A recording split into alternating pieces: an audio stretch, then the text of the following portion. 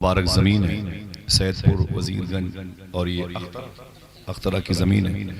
بڑے بڑے شہداء ظاہر و باطن آرام کر رہے ہیں. قریب میں میرا مرکز عشق ہے جسے دنیا بریلی شریف کہتی ہے، جس کے دامن میں میرے پیر مرشد سرکار تاج الشریعہ ہم شبیہ سرکار غوث اعظم سرکار مفتی اعظم اور تاجدار اہل سنت کے والد مخدوم ہماری اعتقادی اور ہمارے اعمال صالحہ کی جسم کی بازوؤں کی عظیم الشان سائے میں مہکنے والی وہ عظیم ذات جس کے کردار و عمل سے ہمارے عقیدے کے بازوؤں کی مچھلیوں کو اللہ نے زندگی عطا فرمائی ہے. اعلیٰ حضرت سرکار کی ذات مبارکہ ہے. بریلی شریف بڑی زمین ہے. حضور سرکار محدث بریلوی، حضور تحسین ملت، حضور سرکار شاہ نیاز جیسی سلسلے چشت کی عظیم بارگاہ، قطب بریلی کی عظیم الشان چوکھٹ بھی اسی شہر میں ہے. اللہ اس زمین کو نظر بس سے محفوظ فرمائے. بہت اچھا مائک ہے بھائی، اس کا جو ایکو ہے وہ بند کر دیں بھائی جان. نسیم بھائی، نسیم ڈی جے ساؤنڈ، اس کا ایکو بند کر دیں. ایکو اس کا بالکل بند کر دیجئے گا، ٹھیک ہے؟ آواز تھوڑی سی بڑھا دیجئے گا. میری آواز کچھ متاثر ہے، آپ کا مائک صحیح ہے. کبھی کبھی ہم اپنی آواز کا جو غصہ ہے وہ آپ لوگوں پہ اتارتے ہیں. ایسا نہیں ہے، میں بغداد شریف سے جب سے آیا ہوں تب سے میری آواز کچھ متاثر ہے، آواز کچھ بیٹھی ہوئی ہے. بغداد شریف سے نکلنے کے بعد دل بیٹھ جاتا ہے تو آواز ہی ہے. بیٹھے گے انشاءاللہ، تھوڑی دیر بات کریں گے ہم آپ سب کے حوالے سے. بہت سفر میں تقریباً 30 سال ہو گئے، تھکاوٹ کا احساس ہوتا ہے. حقیقت یہ ہے بڑے لمبے لمبے سفر کیے اور بڑی لمبی لمبی راتیں حضور کے منبر پر اپنے ان مبارک ہم نشینوں کی دعائیں اور ان کے پیروں کا غسالہ پیتا رہا، آگے بڑھتا رہا. نظامت میں بڑی عمر گزاری ہے. حضور غوث پاک کی مرضی تھی کہ تھوڑی دیر نثری گفتگو کرنے کی توفیق ملی ہے. آئیے اسی توفیق کے سائے میں بیٹھیں. ایک نعت کا شعر پڑھتا ہوں. مجرم عشق ہوں محشر میں یہ پہچان رہے. دیکھیں، مجرم عشق ہوں محشر میں یہ پہچان رہے. کیا بات ہے یا رسول اللہ آپ کا ہاتھ رہے میرا گریبان رہے. اللہ اللہ اللہ اللہ اللہ. مجرم عشق ہوں محشر میں یہ پہچان رہے، آپ کا ہاتھ رہے میرا گریبان رہے.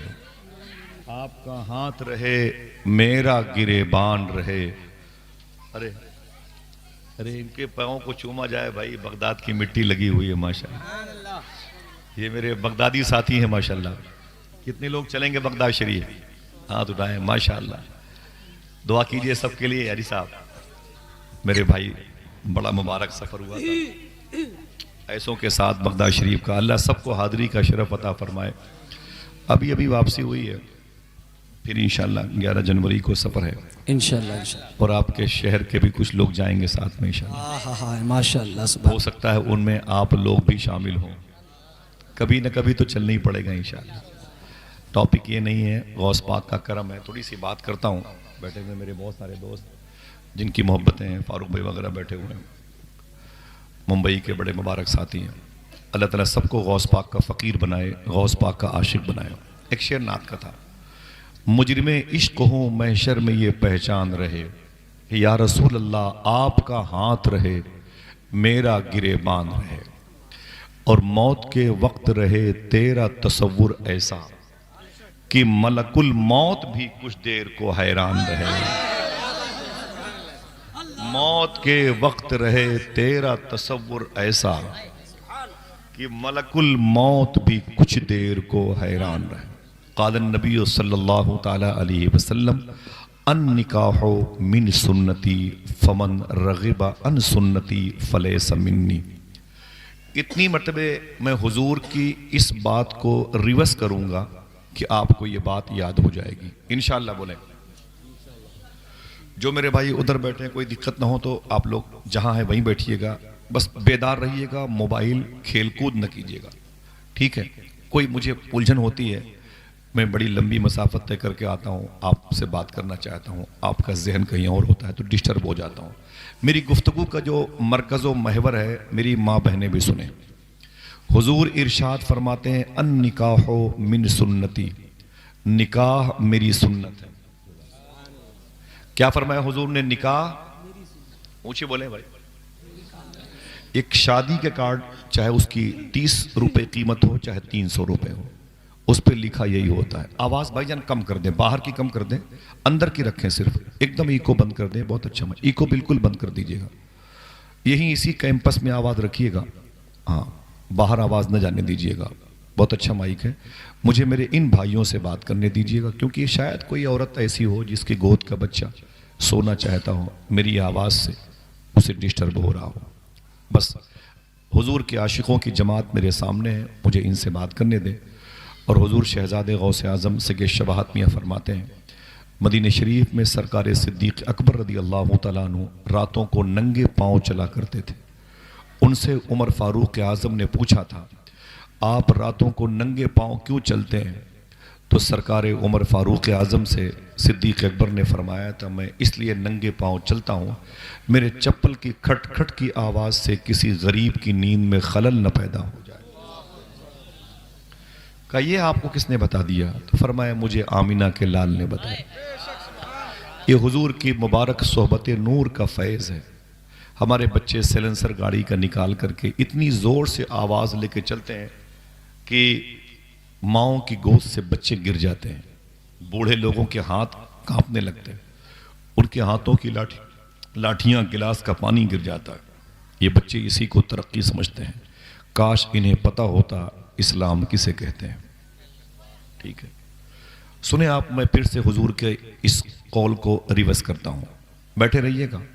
میں تقریر سناتا نہیں، یاد کراتا ہوں. یاد کراتا ہوں. حضور فرماتے ہیں نکاح میری سنت ہے، ان نکاح من سنتی. نکاح یاد کر لیں آپ، اونچی بولیں، نکاح میری سنت ہے. نکاح، اس کے بعد فمن رغب ان سنتی، جس نے میری سنت، میرے سسٹم کے خلاف قدم اٹھایا، نچوڑ ما حصل، جس نے اس سنت سے انحراف کیا، جس کو میری سنت سے کوئی دلچسپی نہ رہی، حضور فرماتے ہیں فلیس منی، وہ مجھ میں سے نہیں ہے. کیا مطلب؟ میں اس کا ضامن، اس کا ذمہ دار نہیں ہوں. سمجھ رہے ہیں؟ یہ کس کے لیے تھا؟ وہ جو ماں باپ کی، علماء کی، شریعت مصطفی کی پاکیزہ اصول کی راہوں کے مسافر نہیں بنتے ہیں، اپنے مزاج کے مطابق شادیاں کرتے، کورٹ میں چلے گئے، غیروں کے دھارمک استھل پہ چلے گئے.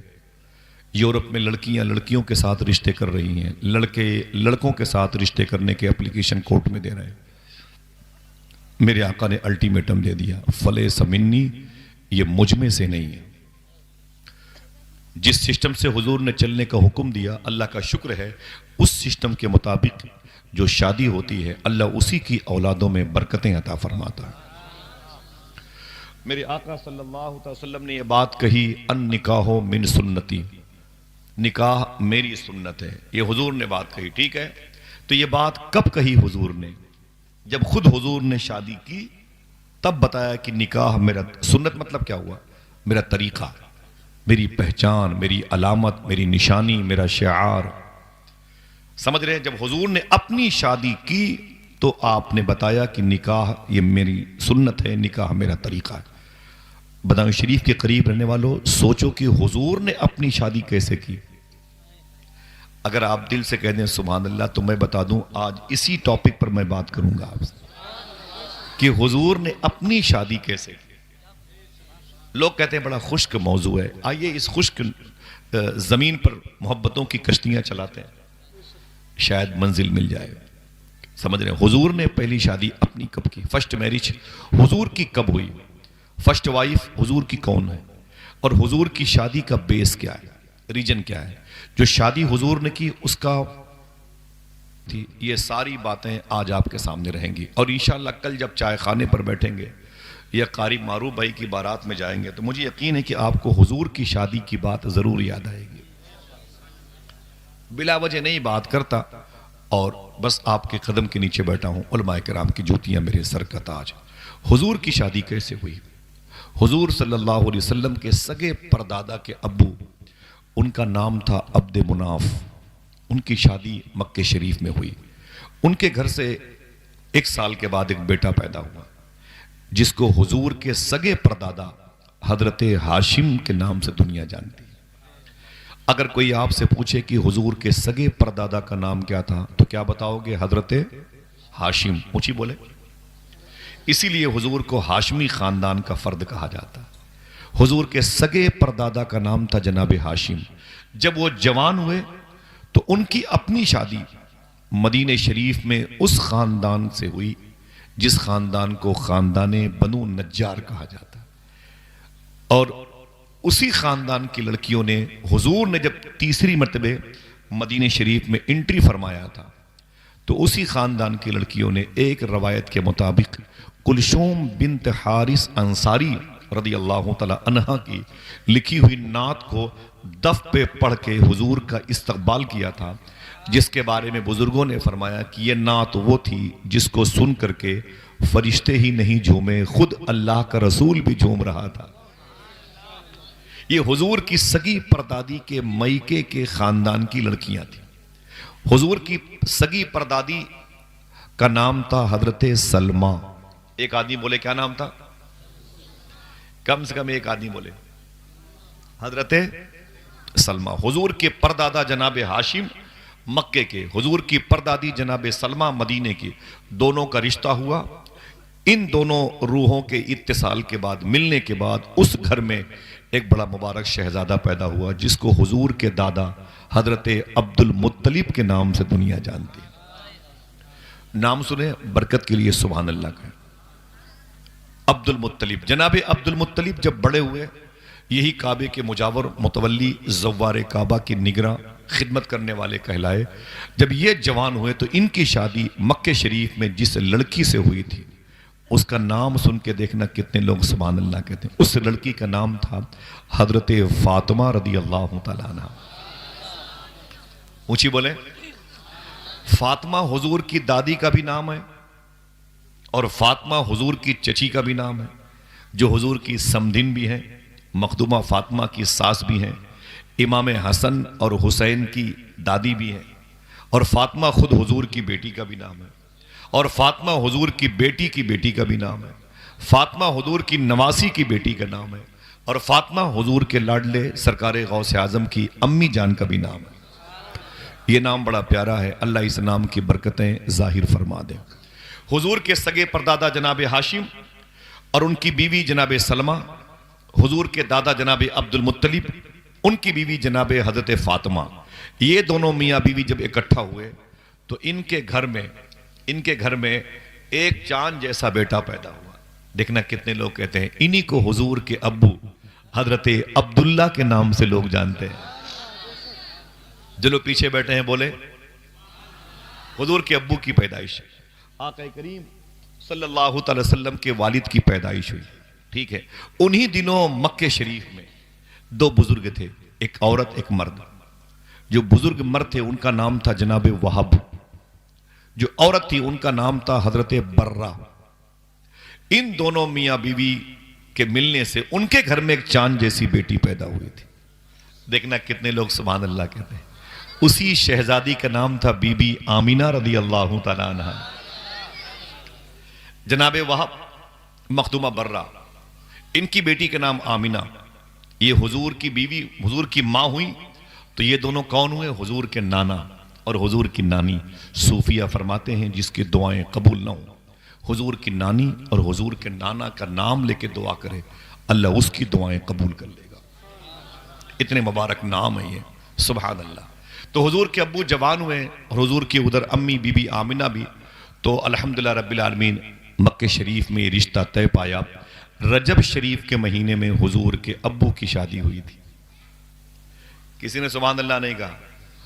اب تمہاری شادیوں کی بات کریں تو آپ ابھی ٹھنڈا منگاؤ گے، چائے منگاؤ گے، پیپسی منگاؤ گے، آپ بولتے رہیے، بس میری شادی کی بات چلے. ہم تو حضور کے والدین کی شادی کی بات کریں. ہاں، حضور کے ابو کی شادی رجب شریف کے مہینے میں ہوئی. ٹھیک ہے. آقا کریم صلی اللہ تعالی علیہ وسلم تقریباً 9-10 مہینے کے بعد اللہ کے حکم سے، یعنی باذن اللہ، نور محمدی کا سینٹرل پوائنٹ بن کر کے مکہ شریف میں حضور تشریف لائے. آپ یہ کہہ سکتے ہیں الصلاۃ والسلام علیک یا رسول اللہ. حضور کی پیدائش کی مبارک روایت کو خوشی کے ساتھ محسوس کرتے ہوئے آپ یہ پڑھ سکتے ہیں۔ سبحان اللہ۔ میرے آقا صلی اللہ علیہ وسلم جیسے جوان ہوئے 8-9 سال کی عمر شریف پہنچی، حضور کا کوئی نہ تھا، حضور کی امی بھی نہیں، والد بھی نہیں، بہن بھائی کچھ نہیں۔ معلوم ہے حضور کے ایک چچا تھے، ان کا نام تھا جناب ابی طالب۔ جناب ابی طالب کے بارے میں میرا وہی عقیدہ ہے جو میرے امام فاضل بریلوی، ٹھیک ہے۔ جناب ابی طالب لیکن بچپن میں حضور سے بڑی محبت فرماتے تھے۔ توجہ سنیے گا ان باتوں کو۔ حضور کے وہ چچا تھے اور حضور سے بڑی محبت فرماتے تھے۔ النکاح من سنتی، نکاح میری سنت ہے۔ یہ جملہ ابھی لانچ نہیں ہوا، ابھی حضور 9 سال کے ہیں، 8-9 سال کے۔ معلوم ہے جناب ابی طالب جب راتوں کو کما کے لاتے تھے، ان کی بیوی کھانا بناتی تھی، ان کے بچے کھانا پک جانے کے بعد دسترخوان پر ہاتھ دھل کے بیٹھتے تھے اور کہتے تھے امی کھانا لاؤ۔ تو جناب ابی طالب اپنی بیوی سے کہتے خبردار کسی بھی بیٹے کو کھانا مت دینا۔ تو ان کے بچے کہتے کیوں، ہمیں کیوں نہیں ملے گا کھانا؟ تو جناب ابی طالب کہتے جب تک حضور نہیں آئیں گے کسی کو ایک دانہ نہیں ملے گا۔ تو بچے کہتے ابو کماتے آپ ہیں، پکاتی میری ماں ہے، اور انتظار محمد عربی کے کرتے ہیں۔ تو جناب ابی طالب رو کے کہتے تھے اے میرے بیٹو سنو، میرے گھر میں جو بھی رزق کے برکتوں کے اثرات موجود ہیں یہ سب محمد کے قدم کی برکتوں کی وجہ سے۔ وہ نبیوں میں رحمت لقب پانے والا، مرادیں غریبوں کی بر لانے والا۔ اللہ اکبر، اللہ اکبر۔ جناب ابی طالب حضور سے بڑی محبت فرماتے تھے، سبحان اللہ، بڑی محبت فرماتے تھے۔ جناب ابی طالب بڑی محبت فرماتے تھے۔ معلوم ہے صاحبوں سننا، گرمی کے دنوں میں جناب ابی طالب جب سونے کے لیے آتے نا حضور کو لے کر کے، تو حضور صلی اللہ علیہ وسلم کو دروازے کے قریب سلاتے تھے تاکہ تازہ ہوا لگے، اور اپنے سگے بیٹوں کو کوٹری میں برآمدے کے اندر سلاتے تھے۔ جناب ابی طالب، ان کے بچے امس حبس میں گرمی میں پریشان رہتے تھے، اور حضور صلی اللہ علیہ وسلم کو ٹھنڈی ہوا کے لیے دروازے کے سامنے بٹھاتے تھے، وہیں پر سلاتے تھے۔ توجہ سنیے گا، کبھی کبھی جناب ابی طالب کے بیٹے کہتے میری آنکھ کھلتی تو میں کیا دیکھتا، جہاں میں سویا ہوا تھا وہاں حضور سو رہے ہیں، اور جہاں حضور دروازے کے پاس سوئے ہوئے تھے وہاں مجھے سلایا گیا ہے۔ اپنے باپ ابی طالب سے کہتے ابو یہ کیا ماجرا ہے، اندر مجھے سلایا گیا تھا اور حضور کو دروازے کے پاس، آنکھ کھلی تو میں دروازے کے پاس ہوں اور حضور اندر سو رہے ہیں۔ جناب ابی طالب فرماتے تھے جب مجھے راتوں کو خطرہ محسوس ہوتا ہے تو میں محمد کو اٹھا کر کے اندر سلا دیتا ہوں اور تمہیں اٹھا کر کے محمد کی جگہ پہ لے آتا ہوں۔ تو بچے کہتے ابو اگر ہماری جان کو کچھ ہو گیا تو؟ دیکھنا کون کہتا ہے سبحان اللہ۔ جناب ابی طالب اپنے بیٹوں سے کہتے سن میرے بیٹو، تم جیسے ہزاروں اولادیں محمد کے نام پہ دسترخوان پر ہاتھ دھل کے بیٹھتے تھے اور کہتے تھے امی کھانا لاؤ۔ تو جناب ابی طالب اپنی بیوی سے کہتے خبردار کسی بھی بیٹے کو کھانا مت دینا۔ تو ان کے بچے کہتے کیوں، ہمیں کیوں نہیں ملے گا کھانا؟ تو جناب ابی طالب کہتے جب تک حضور نہیں آئیں گے کسی کو ایک دانہ نہیں ملے گا۔ تو بچے کہتے ابو کماتے آپ ہیں، پکاتی میری ماں ہے، اور انتظار محمد عربی کے کرتے ہیں۔ تو جناب ابی طالب رو کے کہتے تھے اے میرے بیٹو سنو، میرے گھر میں جو بھی رزق کے برکتوں کے اثرات موجود ہیں یہ سب محمد کے قدم کی برکتوں کی وجہ سے۔ وہ نبیوں میں رحمت لقب پانے والا، مرادیں غریبوں کی بر لانے والا۔ اللہ اکبر، اللہ اکبر۔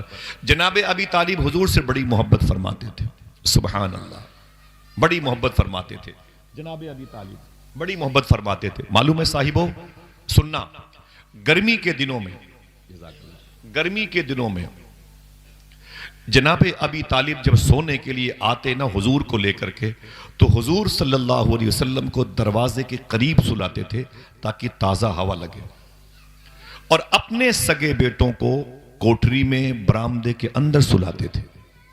جناب ابی طالب، ان کے بچے امس حبس میں گرمی میں پریشان رہتے تھے، اور حضور صلی اللہ علیہ وسلم کو ٹھنڈی ہوا کے لیے دروازے کے سامنے بٹھاتے تھے، وہیں پر سلاتے تھے۔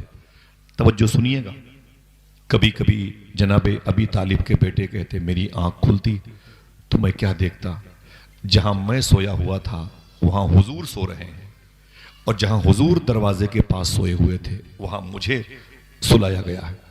اپنے باپ ابی طالب سے کہتے ابو یہ کیا ماجرا ہے، اندر مجھے سلایا گیا تھا اور حضور کو دروازے کے پاس، آنکھ کھلی تو میں دروازے کے پاس ہوں اور حضور اندر سو رہے ہیں۔ جناب ابی طالب فرماتے تھے جب مجھے راتوں کو خطرہ محسوس ہوتا ہے تو میں محمد کو اٹھا کر کے اندر سلا دیتا ہوں اور تمہیں اٹھا کر کے محمد کی جگہ پہ لے آتا ہوں۔ تو بچے کہتے ابو اگر ہماری جان کو کچھ ہو گیا تو؟ دیکھنا کون کہتا ہے سبحان اللہ۔ جناب ابی طالب اپنے بیٹوں سے کہتے سن میرے بیٹو، تم جیسے ہزاروں اولادیں محمد کے نام پہ قربان ہو جائے، آئے پر اللہ مرہار سنگار تمہیں سے ہے، بگین بہار تمہیں سے ہے۔ اللہ کے رسول صلی اللہ علیہ وسلم بڑے ہوتے رہے، دنیا کو روشنی عطا فرماتے رہے۔ میرے آقا کی عمر شریف 25 سال کی ہوئی، کتنی؟ بچے بولے کتنی؟ 25 سال کی ہوئی حضور کی عمر شریف 25 سال کی ہوئی۔ ابھی بھی حضور کی فرسٹ میرج نہیں ہوئی، پہلی شادی نہیں ہوئی، سمجھ رہے ہیں؟ حضور کا جو بیک گراؤنڈ تھا وہ بڑا مضبوط تھا، بھئی کعبے کے سب سے محتشم اور معظم گھر کے مالک تھے، حضور کے دادا چچا وغیرہ، حضور بھی اسی کے وارث تھے، لیکن پیسوں میں ظاہری طور پر حضور کے پاس یہ پہلو کمزور تھا، لیکن عقیدہ وہی ہے کہ دو جہاں کی نعمتیں ہیں ان کے خالی ہاتھ میں۔ میری بہنوں سننا، اس وقت مکہ شریف میں ایک بڑی عظیم لڑکی تھی جو سب سے بڑی پیسے والے باپ کی سب سے بڑی پیسے والی بیٹی تھی، اس کا نام تھا حضرت خدیجہ۔ شیعوں کی محفل ہوتی تو لوگ کھڑے ہو جاتے ہیں، خدیجہ کا نام سمجھے، ہے نا؟ ہمارے یہاں لوگ تاریخوں سے دلچسپی کم رکھتے ہیں۔ خیر، اس وقت مکہ شریف میں یہ لڑکی تھی، اس کا نام تھا خدیجہ۔ ان کی شادی ہو چکی تھی، سب سے بڑی پیسے والی عورت، علی صاحب پورے مکے میں ان سے بڑا پیسہ دولت ان سے زیادہ کسی کے پاس نہیں تھی۔ ان کا نام تھا خدیجہ، ان کے شوہر کا نام تھا خویلد، سمجھ رہے ہیں؟ اس وقت ان کی شادی ہو چکی تھی اور حضور کی نہیں ہوئی تھی، لیکن ان کے پہلے والے شوہر کا، ہسبینڈ کا انتقال ہو گیا تھا۔ خدیجہ بیوہ ہو گئی تھی۔ کچھ دنوں کے بعد باپ نے پریشر ڈالا تو خدیجہ نے دوسری شادی کی، پھر خدیجہ کی دوسری شوہر سے ایک بیٹا پیدا ہوا۔ جب بیٹا پیدا ہوا تو مختومہ خدیجہ جو ہے بڑی خوش ہوئی، لیکن پھر خوشی دم توڑ چکی تھی، اس لیے کہ دوسرے شوہر کا بھی انتقال ہو گیا۔ دوسری مرتبہ خدیجہ بیوہ ہو گئی، سمجھ رہے ہیں؟ دوسری مرتبہ اب بلایا اپنی سہیلیوں کو، امی خدیجہ، دیکھنا بھائی جان، امی خدیجہ نے اپنی سہیلیوں کو بلایا اور اپنے باپ کو کہا سنیں خبردار اب میری تیسری شادی کی بات نہ کرنا، مجھے مردوں کے چہرے منحوس معلوم ہوتے ہیں، مجھے سخت الرجی ہو گئی ان سے، 2 مرتبہ میری شادی ہوئی اور دونوں مرتبہ یہ منحوس مر گئے، خبردار کوئی مرد اب میرا شوہر نہ بنے، میں کسی مرد کی بیوی نہیں بننا چاہتی۔ سہیلیوں نے کہا اتنی بڑی لائف ہے، زندگی ہے، کیسے گزارا ہوگا؟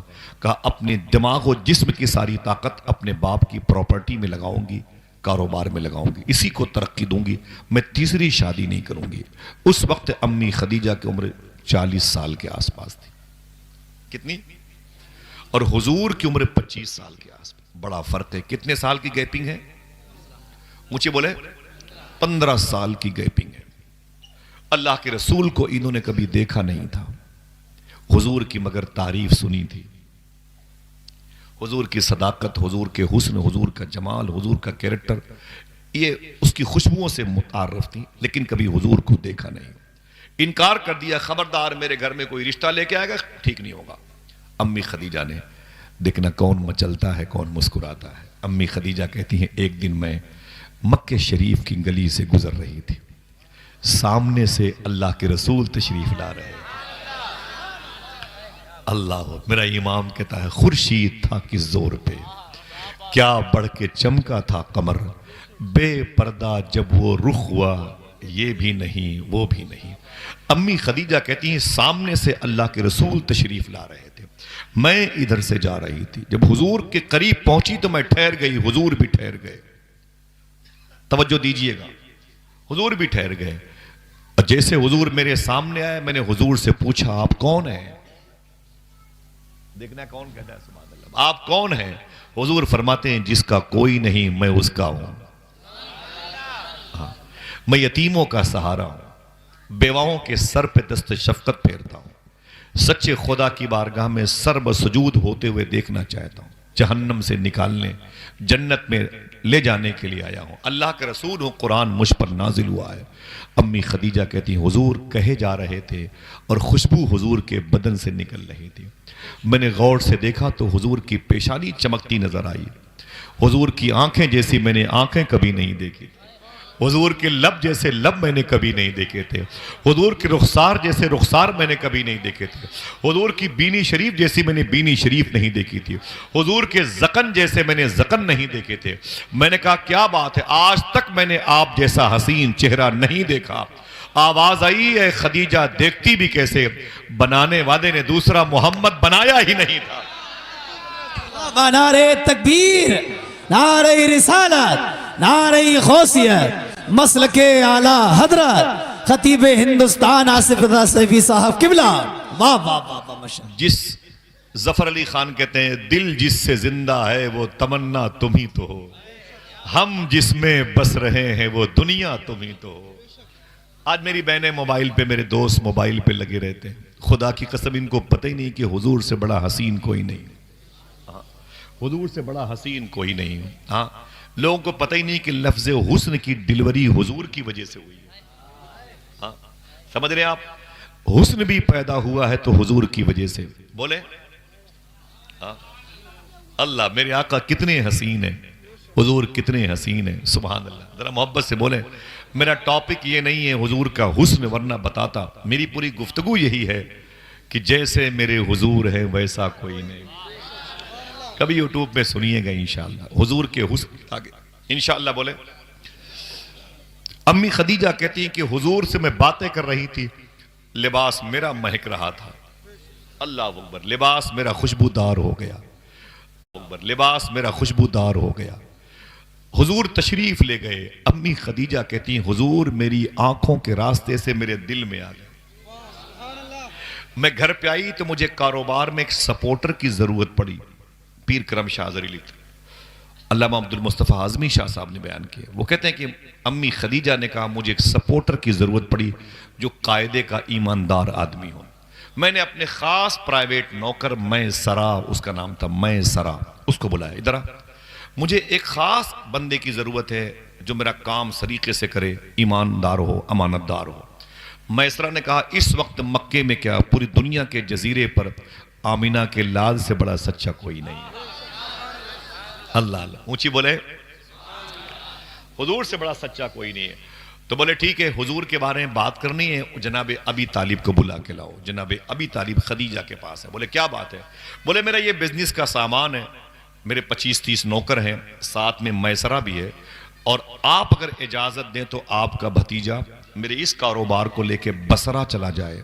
بصرہ پیسہ طے ہو گیا. بصرہ معلوم کہاں ہے؟ کویت کے بارڈر پر ہے, کویت کے بارڈر پہ ہے بصرہ. اسی بصرہ میں وہ بزرگ لیٹے ہوئے ہیں جو مولائے کائنات کے خلیفہ ہیں, جنہوں نے حضور کی بیوی امی سلمہ کا دودھ پیا ہے, جن کو خواجہ حسن بصری کہا جاتا ہے.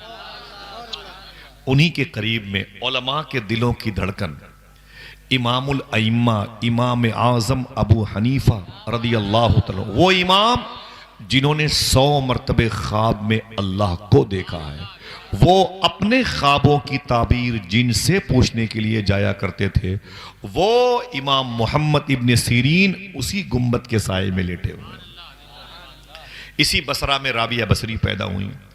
10 سال تک حضور کے گھر کی سبزیاں لانے والے مدینے کی بازار سے جناب انس بن مالک یہیں لیٹے ہوئے.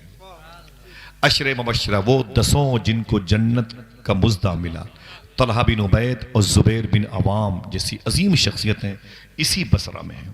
ایک لڑکی کو دیکھ کر کے دیر تک دیکھ کر کے عتبہ بن غزوان نے اپنی آنکھیں تلوار کے مونڈے سے مار کر کے اسے نکال کر کے پیروں سے کچل دیا تھا اور کہا تھا میں اس آنکھ کو اپنے ساتھ نہیں رکھنا چاہتا جو حضور کے علاوہ کسی اور کو دیکھنا چاہتی.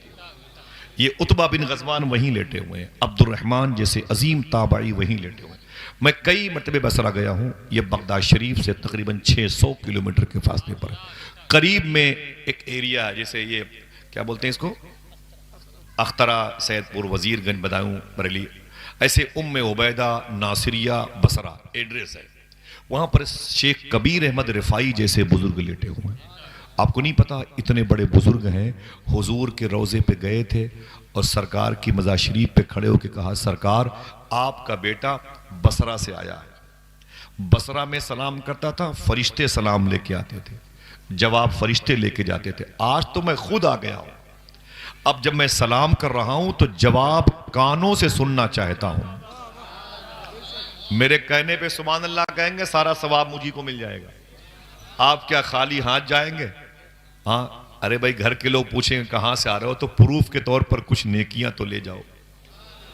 حضور سے کہتے ہیں، حضور کے انتقال کو 600 سال ہو گئے تھے، تب یہ حضور کے روضے پر گئے تھے. شیخ کبیر احمد رفاعی کہتے ہیں سرکار فرشتوں کا سلام لایا ہوا لے جایا ہوا ہمیشہ میں نے سنا ہے، آج سلام کا جواب تو اپنے کانوں سے سننا چاہتا ہوں. خدا کی قسم حضور کی قبر انور شریف سے جواب آیا تھا. سمجھ رہے ہیں؟ اس کے بعد بتا دوں آپ کو، پھر انہوں نے کیا کہا، حضور میں آپ کا بیٹا ہوں، میں حسینی ہوں. اگر آپ نے سلام کا جواب دے دیا ہے تو پھر ہاتھوں کو نکالیے، ہاتھ بھی چوم لے.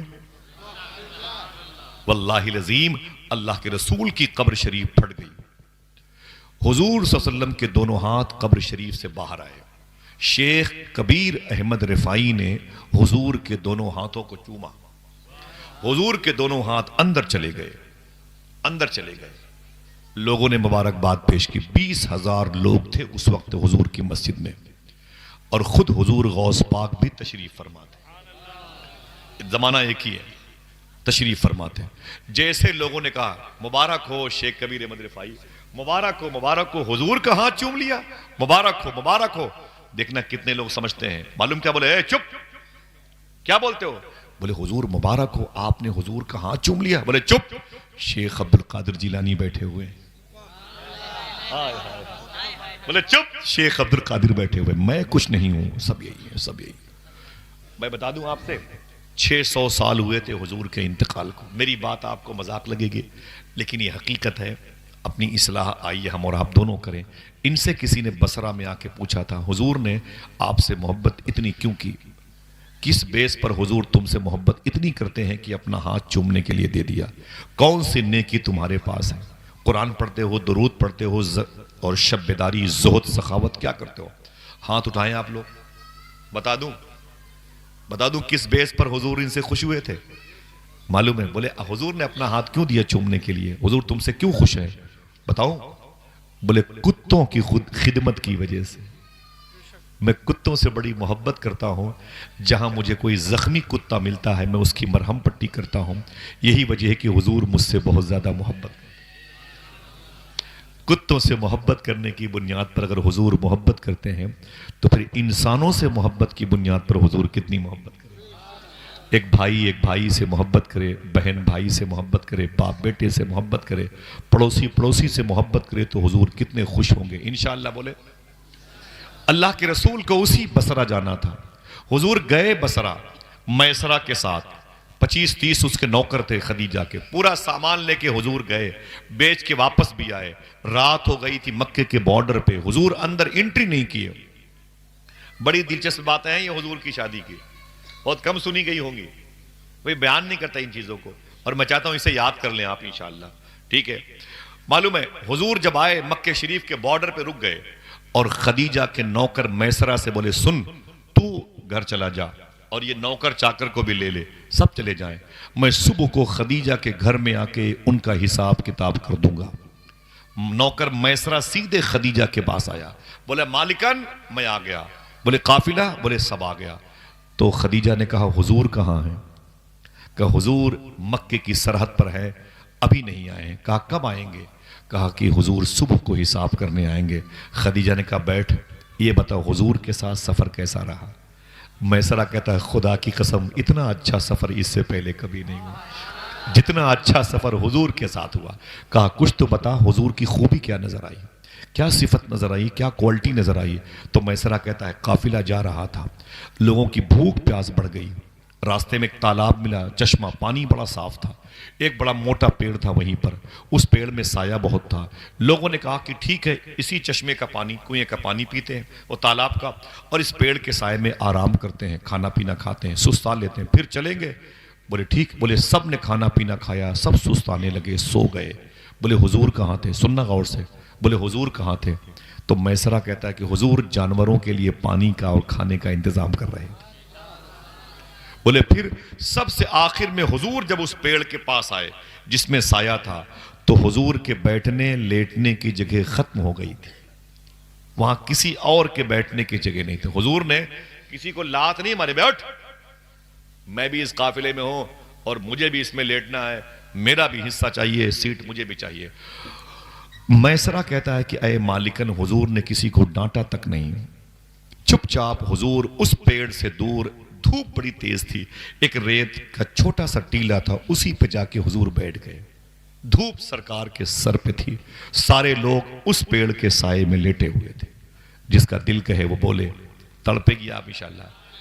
کہتا ہے مالکن میں کیا بتاؤں، جب قافلے والے سو کے اٹھے تو سب نے کیا دیکھا، لیٹے تھے سب پیڑ کے سائے میں، لیکن پیڑ کا سایہ حضور کے سر پہ مسکرا رہا تھا، حضور کے سر پہ سایہ کیا ہوا تھا۔ سمجھ میں آ گیا کوئی بڑی شخصیت ہے جس کے ساتھ ہم سفر کر رہے ہیں۔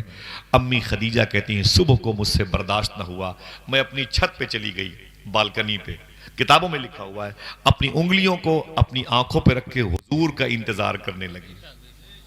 وہ آ رہے ہیں، وہ آئے، وہ آنے والے ہیں۔ امی خدیجہ کہتی میرے دل کی دھڑکنیں بڑی بڑی ہوئی تھی۔ اچانک میں نے کیا دیکھا، حضور میرے محلے میں داخل ہو رہے ہیں۔ محبت سے بولے، میں اس نبی کی بات کرتا ہوں جس کے لیے ان علماء نے دعا مانگی، آپ نے پیچھے مقتدی بن کے آمین کہا۔ سنا ہے آپ ہر عاشق کے گھر تشریف لاتے ہیں، میرے بھی گھر میں ہو جائے چراغاں۔ امی خدیجہ کہتی کہ حضور جب آئے تو میں نیچے آئی اور میں نے کہا حضور بیٹھ جائیں، حضور میرے سامنے تشریف فرما ہوئے۔ امی خدیجہ کہتی میں حضور کے سامنے بیٹھ گئی۔ آج پہلی مرتبہ میں نے حضور کو اپنے قریب دیکھا، اتنے قریب دیکھا اور بیٹھے ہوئے دیکھا۔ جب حضور میرے سامنے بیٹھ گئے تو حضور نے گردن جھکا لی۔ انداز دیکھیے گا، ایک جوان لڑکی سامنے، حضور نے اپنی گردن جھکا لی، اللہ کے رسول نے اپنی مبارک گردن جھکا لی۔ امی خدیجہ کہتی میں حضور کو دیکھتی رہی تو میں نے حضور سے پوچھا، میرا مقصد یہ تھا کہ حضور میری طرف دیکھیں، دیکھنا میرا مقصد یہ تھا کہ حضور میری طرف دیکھیں۔ میں نے کہا یہ بتائیں کہ وہ چھوٹی والی کھجوریں کتنے کی بکی، جو سمجھے گا اسی کی آواز آئے گی۔ حضور نے گردن نہیں اٹھائی، گردن جھکا کے بولے وہ والی کھجوریں اتنی کی بکی۔ آئے ہائے ہائے، حضور کا حسن دیکھیں، آپ حیا دیکھیں، حضور کی عصمت مبارکہ دیکھیں، شرم دیکھیں۔ حضور نے گردن نہیں اٹھائی، فرمایا چھوٹی والی کھجوریں اتنے کی بکی ہیں۔ امی خدیجہ کہتی پھر میں نے کہا اکسا کر کے، اکسا کر کے، ہاں یہ بتائیں کہ اے محمد عربی یہ بتائیں کہ میری بڑی والی کھجوریں کتنے کی بکی ہیں۔ امی خدیجہ کہتی پھر حضور نے گردن نہیں اٹھائی، گردن جھکائے جواب دیا وہ اتنے کی بکی ہیں۔ میں بار بار سوال پہ سوال کرتی تھی کہ حضور میری طرف دیکھیں، لیکن حضور میری طرف نہیں دیکھتے تھے۔ امی خدیجہ آپ کی طرف حضور کیوں دیکھتے؟ جس کی آنکھوں نے رب کے جلوے دیکھے ہوں، تیری طرف کیا دیکھے گا؟ امی خدیجہ کہتی میں نے بڑی کوشش کی لیکن حضور نے آنکھیں اٹھا کے نہیں دیکھا۔ پھر امی خدیجہ فرماتی سنو کہ نہیں دیکھا۔ پھر امی خدیجہ فرماتی سنو، اختراع کرنے والوں یہ بداوی شریف کی زمین ہے، سنیں آپ۔ امی خدیجہ کہتی میرے اسی کمرے میں بڑے بڑے رئیس زادے، رئیس امیروں کے بیٹے آتے تھے تو حساب کرنے کے لیے میرے سامنے بیٹھتے تھے، لیکن وہ حساب کم کرتے تھے، میرے چہرے کی طرف زیادہ تاکا کرتے تھے۔ دیکھنا کون سبحان اللہ کہتا ہے۔ امی خدیجہ کہتی ہیں لیکن میرا حسن اگر کہیں شکست کھایا ہے تو آمینہ کے لال کے حسن کی آگے کھایا ہے۔ آئے اللہ اللہ اللہ. کیا مطلب؟ دل جس سے زندہ ہے وہ تمنا تم ہی تو ہو، ہم جس میں بس رہے ہیں وہ دنیا تم ہی تو ہو. حضور نے حساب کیا اور حضور تشریف لے گئے. امی خدیجہ کہتی ہیں جب حضور گئے تو پھر میرا دل بھی لے کے چلے گئے. سمجھ رہے ہیں آپ؟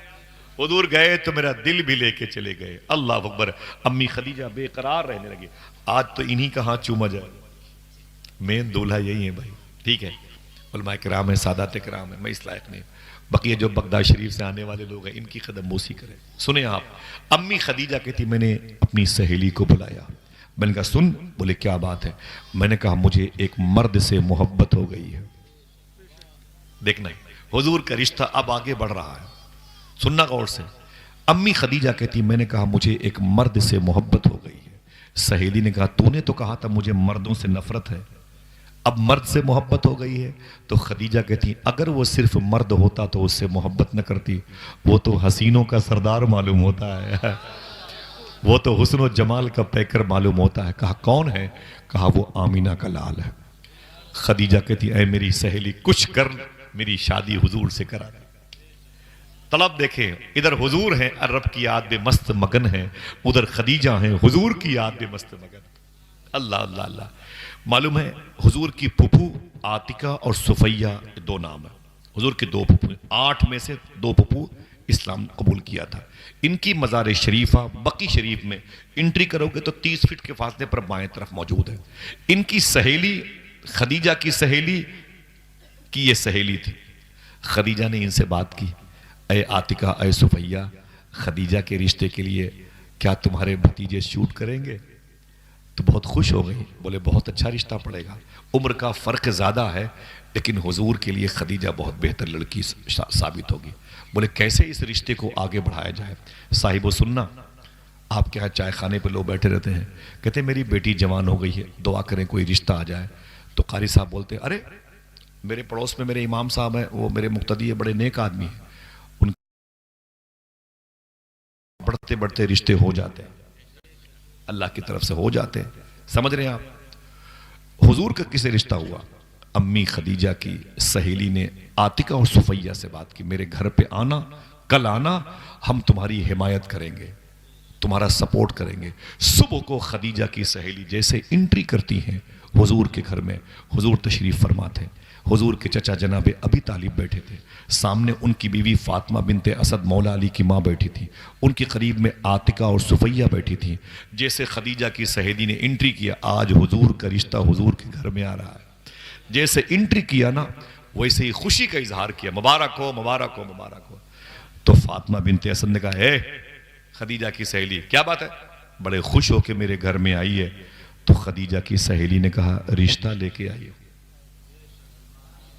کیا کہا؟ رشتہ لے. بولے کس کا رشتہ لے کے آئی ہے؟ کہا خدیجہ کا رشتہ لے کے آئی ہوں. دیکھنا کتنے لوگ سبحان اللہ کہتے ہیں خدیجہ کا رشتہ. بولے ہاں ہاں خدیجہ. خدیجہ کس سے شادی کرنا چاہتی ہے؟ تو خدیجہ کی سہیلی نے کہا اس محمد عربی سے رشتہ کرنا چاہتی ہے. اتنا سنا تو حضور مسکرائے، آواز دی عجیب بات ہے جو خدیجہ کی سہیلی آج رشتہ لے کے آئی ہے، مجھے بہت پہلے میرے اللہ نے اس رشتے کی خبر دے رکھی ہے. اللہ اللہ. شب اسرا کا دولہا دولہا بننے والا ہے. پیار سے بولو سبحان اللہ. حضور نے خاموشی میں مسکرا دیا، رشتہ حضور کا پکا ہو گیا. پیار سے بولو. حضور کی فرسٹ میرج کی بات پکی ہو گئی. سمجھ رہے ہیں؟ میرے آقا کا یہ رشتہ اوکے ہو گیا. اب بارات جانی باقی ہے. بارات کا وقت آیا، دن آیا. صاحب و سننا کوئی کھیل کود میں نہیں کر سکتا. فلسطین کے بچے چیختے ہیں اور امت پسماندگی کا شکار ہے. لڑکیاں لڑکوں کے اندر آوارگی بہت ہے. تو میں کیا ہنسی مذاق کی بات کروں. میں چاہتا ہوں کہ تھوڑی سی بات آپ کو ایسی یاد رہے، کسی کی دکان پر بیٹھیں تو کم سے کم کبھی کبھی ان باتوں کو کر لیا کریں تاکہ اس دکان میں برکت ہو جائے. اور کوئی مقصد نہیں ہے. یہ تو ذہن سے نکال دیں کہ مولویوں کی روزی روٹی ہے، یہ نہیں بلائیں گے تو یہ ان کے بچے بھوکے مر جائیں گے. نہ نہ نہ نہ نہ. جس پروردگار عالم نے لاک ڈاؤن میں پورے سال تک دنیا کے 200 ملکوں کے 8 ارب انسانوں کو گھر میں بٹھا کے کھلایا ہے، وہ پروردگار عالم اپنے نبی پر درود پڑھنے والوں کو بھوکا نہیں مار دے گا. یہ ذہن سے نکال دے. ہاں حضور کا ذکر یہ ہماری روح کی خوراک ہے. حضور کا ذکر ہماری قلب کی تسکین قلبی کا سامان ہے. سمجھ رہے ہیں؟ تسکین روحی ہے، تسکین جسمی ہے. دعا فرمائیں یہ ذکر ہمیشہ ہوتا رہے. میں ہنگاموں میں بات نہیں کرتا اس لیے کہ میں نے بہت زیادہ باتیں سنی ہیں. ہنگاموں کی باتیں ہنگاموں کی نظر ہو گئیں. اب اپنے علماء کرام کے قدم کی دہلیز چوم کر کے تھوڑی سی آسان باتیں کرتا ہوں. حضور کا رشتہ پکا ہو گیا. حضور کی بارات کا وقت آیا.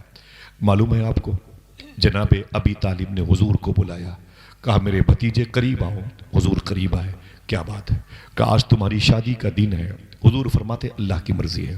کہا تم دولہا بننے والے ہو. کہا یہ بھی اللہ کی مرضی ہے. جناب ابی طالب نے کہا کہ اے میرے بھتیجے تجھ سے گزارش ہے. کہا کیا؟ کہا میں چاہتا ہوں کہ تو اپنی شادی میں کسی کو خصوصی مہمان بنا لے. سننا غور سے.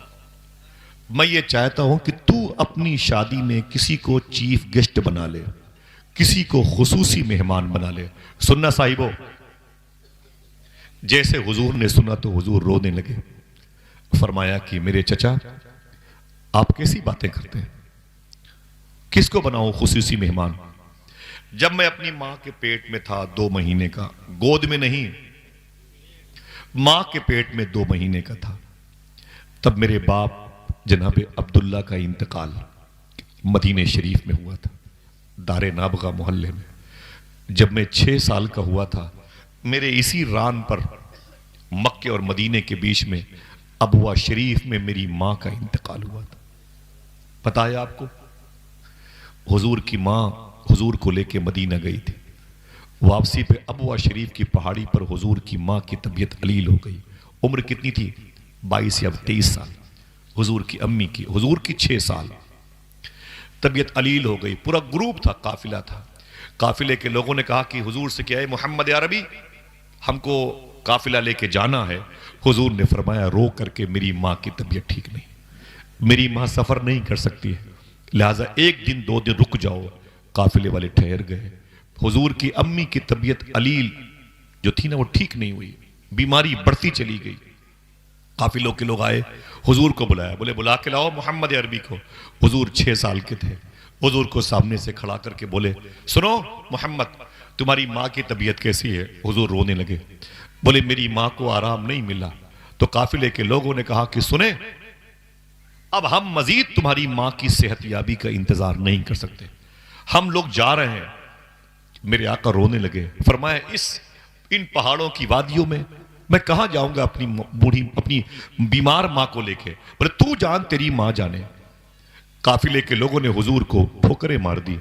حضور روتے رہے اور حضور تشریف لائے اپنی امی کے پاس. اپنے قافلے کو جاتا ہوا حضور نے دیکھا امی ایمن کے قریب بیٹھ گئے اور امی آمنہ کے قریب. حضور معلوم ہے اپنی ماں کے سر کو اٹھا کر کے اپنی جانگ پہ اپنی ران پہ رکھ لیا اور حضور رونے لگے. حضور کی آنکھوں سے آنسو نکلے تو حضور کی امی کے چہرے پر گرے. امی نے آنکھیں کھولی اور ایک جملہ کہا اے بیٹے محمد تو رونے کے لیے نہیں، تو رونے والوں کو ہنسانے کے لیے پیدا ہوا ہے. نہ رو میرے بیٹے نہ رو. حضور فرماتے ہیں میری ماں میں کچھ کر نہیں سکتا، تیری طبیعت بڑی علیل ہے، میں بے بس ہوں، میں تجھے تیری خدمت نہیں کر سکتا، تیری شفا کا سامان میں ڈھونڈ نہیں سکتا. امی خدیجہ کے امی آمینہ فرماتی میرے بیٹے میں دنیا سے جا رہی ہوں. حضور روئے، چیخ مار کے روئے. حضور کے آگے پیچھے کوئی نہ تھا. حضور روئے. امی آمینہ کہتی ہیں کہ میں نے اپنی آنکھوں سے اپنے بیٹے کو روتے ہوئے دیکھا تو اپنی انگلیاں حضور کی آنکھوں پہ رکھی. کہا ہے میرے بیٹے سن، رو مت، رو مت، اللہ تجھے بڑی بلندیوں پہ نوازے گا، تجھے اللہ بڑے درجے عطا کرے گا. اے میرے بیٹے محمد رونا مت، رونا مت، رونا مت. اتنا کہا امی آمینہ نے آخری ہچکی لی اور حضور فرماتے ہیں کہ میری ران پر میری ماں کا انتقال ہو گیا. وہاں پر صرف ایمن تھی، صرف ایمن. میرے آقا فرماتے ہیں میں کیسے اپنی ماں کی قبر کھودتا؟ تیسرا کوئی نہ تھا. ایک قافلہ اور آیا. دوسری بات اللہ کی شان دیکھو، اس پہاڑ کی اگر کوئی ایک کنکریٹ اٹھاتا ہے نا، جتنے علماء بیٹھے ہیں بتا دوں، تو پرت در پرت پہاڑ کی چٹ نکلنے لگتی ہے. عجیب شان ہے اس پہاڑی کی. میرے آقا نے اپنی ماں کے لیے قبر کھودی، اپنی ماں کو ایک چادر میں لپیٹا حضور نے، اور اپنے سر پہ رکھ کے اپنی ماں کے جنازے کو 6 سال کے تھے قبر میں اتر گئے، اپنی ماں کو دفن کیا حضور نے۔ ام ایمن کہتی ہیں اس قافلے والے نے کہا آپ کو کہاں جانا ہے؟ میں نے کہا مجھے مدینے جانا ہے۔ ان لوگوں نے کہا کہ ہم مدینے کی طرف چل رہے ہیں، جہاں تک چلیں گے لیتے چلیں گے، پھر آپ کو دوسرے راستے کے حوالے سے مدینہ پہنچوا دیا جائے گا۔ حضور فرماتے ٹھیک ہے۔ حضور نے اپنی ماں کی قبر کو دیکھا، الوداعی سلام کیا، سلام کرنے کے بعد ام ایمن کہتی ہیں کہ میرے ساتھ حضور اس پہاڑی سے نیچے اترے۔ جب نیچے اترے تو میں کچھ سامان ترتیب میں سجانے لگی، رکھنے لگی، اچانک حضور پھر غائب ہو گئے۔ میں نے دیکھا کہ حضور نہیں نظر آئے تو میں نے کہا محمد محمد، حضور نہیں نظر آئے۔ میں نے اپنا سامان وہیں رکھ دیا۔ ام ایمن کہتی میں دوڑ کے اوپر گئی نا تو حضور اپنی ماں کی قبر سے لپٹ کے رو رہے تھے، اماں اماں اماں کہہ کے حضور رو رہے تھے۔ ام ایمن کہتی میں نے حضور کو تسلی دی اور حضور کو سینے سے لگایا، اور پھر میں ان کو لے کر کے آہستہ آہستہ مدینے آ گئی۔ مدینے میں حضور میرے کپڑے کے سائے میں چھپے ہوئے تھے۔ جناب ابی طالب، جناب امیر حمزہ اور جناب عبد المطلب سب حضور کا انتظار کر رہے تھے، حضور کی ماں کا، اور آئے دیکھا تو حضور رو رہے تھے۔ خاندان کے لوگوں نے پوچھا کیا بات ہے، روتے کیوں ہے؟ حضور فرماتے ہیں میری ماں کا انتقال ہو گیا، میری ماں کا انتقال ہو گیا، میں نے چھوٹے چھوٹے ہاتھوں سے اپنی ماں کو دفن کیا ہے، میری ماں دنیا سے چلی گئی۔ حضور کو گھر کے لوگوں نے تسلی دی۔ جناب ابی طالب نے کہا میں نے کہا تھا کسی کو چیف گیسٹ بنا لے، میرے آقا فرماتے کس کو بناؤں؟ 2 مہینے کا تھا تو باپ کا انتقال ہوا، اپنی ماں کے پیٹ میں تھا۔ 6 سال کا تھا تو میری ماں کا انتقال ہوا۔ 8 سال کا تھا تو میرے دادا عبد المطلب کا انتقال ہوا۔ نہ میری کوئی ماں ہے، نہ میرا کوئی باپ ہے، نہ میری کوئی بہن ہے، نہ میرا کوئی بھائی ہے، میرا کوئی نہیں ہے، کس کو بناؤں اپنی شادی میں چیف گیسٹ؟ جناب ابی طالب کہتے ہیں میں نے کہا نہیں بنا لے، تسلی کے لیے بنا لے۔ پھر حضور نے فرمایا چچا اگر اجازت دیں تو میں ایک شخصیت کو اپنی شادی میں چیف گیسٹ بنانا چاہتا ہوں۔ جناب ابی طالب نے کہا وہ کون ہے؟ صاحبو اگر دل کہے تو اسے لکھ لینا۔ علامہ مختار احمد نعیمی شاہ صاحب اللہ فرماتے ہیں حضور نے فرمایا تھا چچا میں اپنی شادی میں جس کو خصوصی مہمان بنانا چاہتا ہوں وہ کوئی اور نہیں، میری ماں امی حلیمہ ہے، امی حلیمہ۔ ہاتھ اٹھائیں آپ۔ اگر کل کوئی پوچھے کہ حضور کی شادی میں چیف گیسٹ کون تھا، ہاتھ اٹھائیں تو کیا بتائیں گے؟ حضرت، اونچی بولے سب لوگ، حضرت امی حلیمہ۔ حضور کی شادی میں حضور کی ماں امی حلیمہ خصوصی مہمان تھی۔ علامہ مختار احمد نعیمی شاہ صاحب قبلہ کی تحقیق ہے۔ لیکن افسوس یہ کہ 500 باراتی لے کے چلے جاتے ہیں، اپنی ماں کو بیٹے اپنی بارات میں لے کے نہیں جاتے، جبکہ سنت یہ بھی ہے۔ پتہ نہیں کیسے یہ سنت دبا دی گئی ہے، کس کی سازش سے، یا اس پر کون سی رسم غالب آ گئی، جبکہ حضور نے اپنی شادی میں اپنی ماں کو خصوصی مہمان بنایا تھا۔ اللہ کے رسول دولہا بنے، سرکار کی شادی کا دن تھا، جناب خویلد جناب ابی طالب نے حضور کا خطبہ پڑھا، یہ خطبہ خاں کی حیثیت سے تھے، خطبہ پڑھا، حضور کی شادی امی خدیجہ سے ہو گئی۔ اللہ اکبر۔ آپ کے ہاں سسٹم یہ ہے، قاری معروف بھائی کی بارات ان کے ماموں ہیں، ان کے گھر جائے گی، وہاں سے ان کی بیٹی جو ان کی دلہن بنے گی انشاءاللہ اللہ اس کے قدم میں برکت دے، پھر وہ ان کے ساتھ ان کے گھر آئے گی۔ یہ سسٹم ہے نا بھائی؟ مکہ شریف میں یہ سسٹم نہیں تھا۔ مکہ شریف میں سسٹم تھا کہ بارات لوگ لے کے جاتے تھے اور دولہے کی نکاح کے بعد دولہے کو اسی سسرال میں چھوڑ دیا جاتا تھا، بارات کھا پی کے واپس چلی جاتی۔ حضور کو بھی ان کی سسرال میں چھوڑ دیا گیا۔ جو مکہ شریف گئے ہیں وہ میں بتا دوں کہ حضور کی سسرال کہاں تھی، بتا دوں۔ یہ جو صفا اور مروہ پہاڑی ہے نا، ان الصفا والمروہ من شعائر اللہ، مروہ پہاڑی سے آپ ذرا سا آگے نکل جائیں باہر کی طرف، مشکل سے 20 فٹ کے فاصلے پر وہاں کھڑے ہو جائیں، اولڈ گیٹ آف مروہ، پرانا باب مروہ، اسی سے بائیں طرف مڑ جائیے گا مشکل سے 10 فٹ کے فاصلے پر اور وہیں کھڑے ہو جائیے گا۔ بھینی بھینی سانس لیجئے گا، خوشبو محسوس کیجئے گا، اور یقین کیجئے گا میں جہاں پر کھڑا ہوں یہیں پر حضور کی سسرال تھی۔ امی خدیجہ کا مکان یہیں تھا۔ 27 سال تک حضور صلی اللہ تعالی علیہ وسلم اسی مبارک مکان میں قیام فرما تھے۔ کتنے سال تک؟ اونچی بولیں، اگر دل کہے تو بولنا۔ اسی گھر میں حضور کی بیٹی حضرت زینب پیدا ہوئی تھی۔ آواز کمزور ہے۔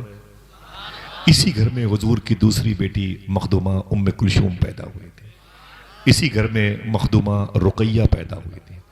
میں منع کروں گا تب بھی آپ بولو گے اسی گھر میں حضور کی لاڈلی بیٹی مخدومہ فاطمہ پیدا ہوئی تھی۔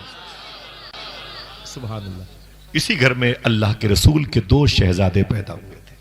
حضور کی 7 اولادیں ہیں۔ کتنی؟ 4 بیٹیاں 3 بیٹے۔ ایک بیٹا ماریہ قبطیہ کے شکم نور سے پیدا ہوا تھا۔ حضور صلی اللہ علیہ وسلم کی 4 بیٹیاں اسی گھر میں پیدا ہوئیں۔ اب حضور کی عمر 40 سال کے اوپر ہو رہی ہے۔ نبوت کا اعلان فرمایا حضور نے۔ مکے کے لوگ حضور کے دشمن ہو گئے۔ آپ کے ساتھ کیا ہوتا ہے؟ بارات کل جائے گی، یہ تو خیر گھر میں شادی ہے، ورنہ ہماری جو آوارگی ہے نا، اگر کہیں روٹیاں ٹھنڈی ہوتی ہیں تو ہم اسے ٹیبل کے نیچے پھینک دیتے ہیں، بوٹیاں کم ہوتی ہیں تو سیلفی لے کے گالی دیتے، چاول کے بڑے بڑے ڈھیلے ہمارے جوتوں کے نیچے پڑے رہتے۔ لڑکی والے نے اپنی زمین کو بیچ کر کے کھان پان کا انتظام کیا تھا، اور ہم اسی بات پر جو ہے گھمنڈ کر رہے ہیں کہ سالے کو اتنی دور سے آیا تھا رشتہ کرنے کے لیے، بارات جانے کے لیے، اور قاعدے سے کھانا بھی نہیں ملا۔ یہ نعرے ہمارے ہوتے ہیں۔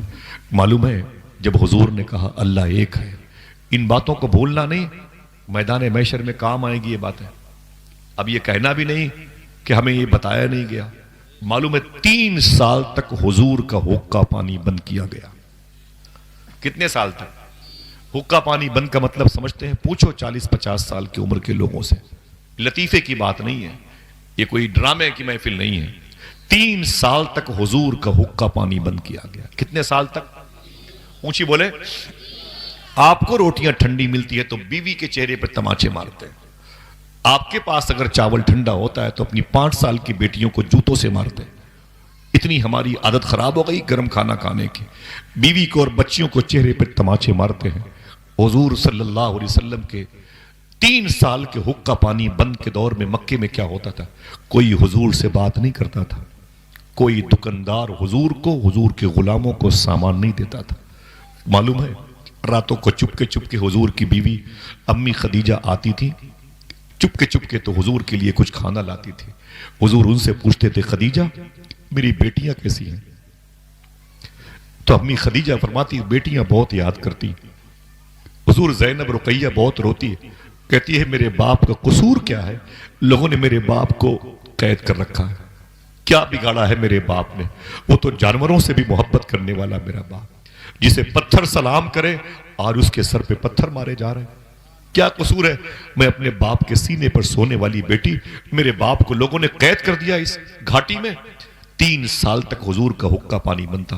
صاحبوں اگر یہ کوئی ڈرامے کی بات ہوتی تو بھول جاتے، میں آپ سے ایک جملہ بتاتا ہوں۔ 3 سال تک حضور صلی اللہ علیہ وسلم کے جو غلام اندر تھے وہ کبھی کبھی کیا کھاتے تھے بتا دوں؟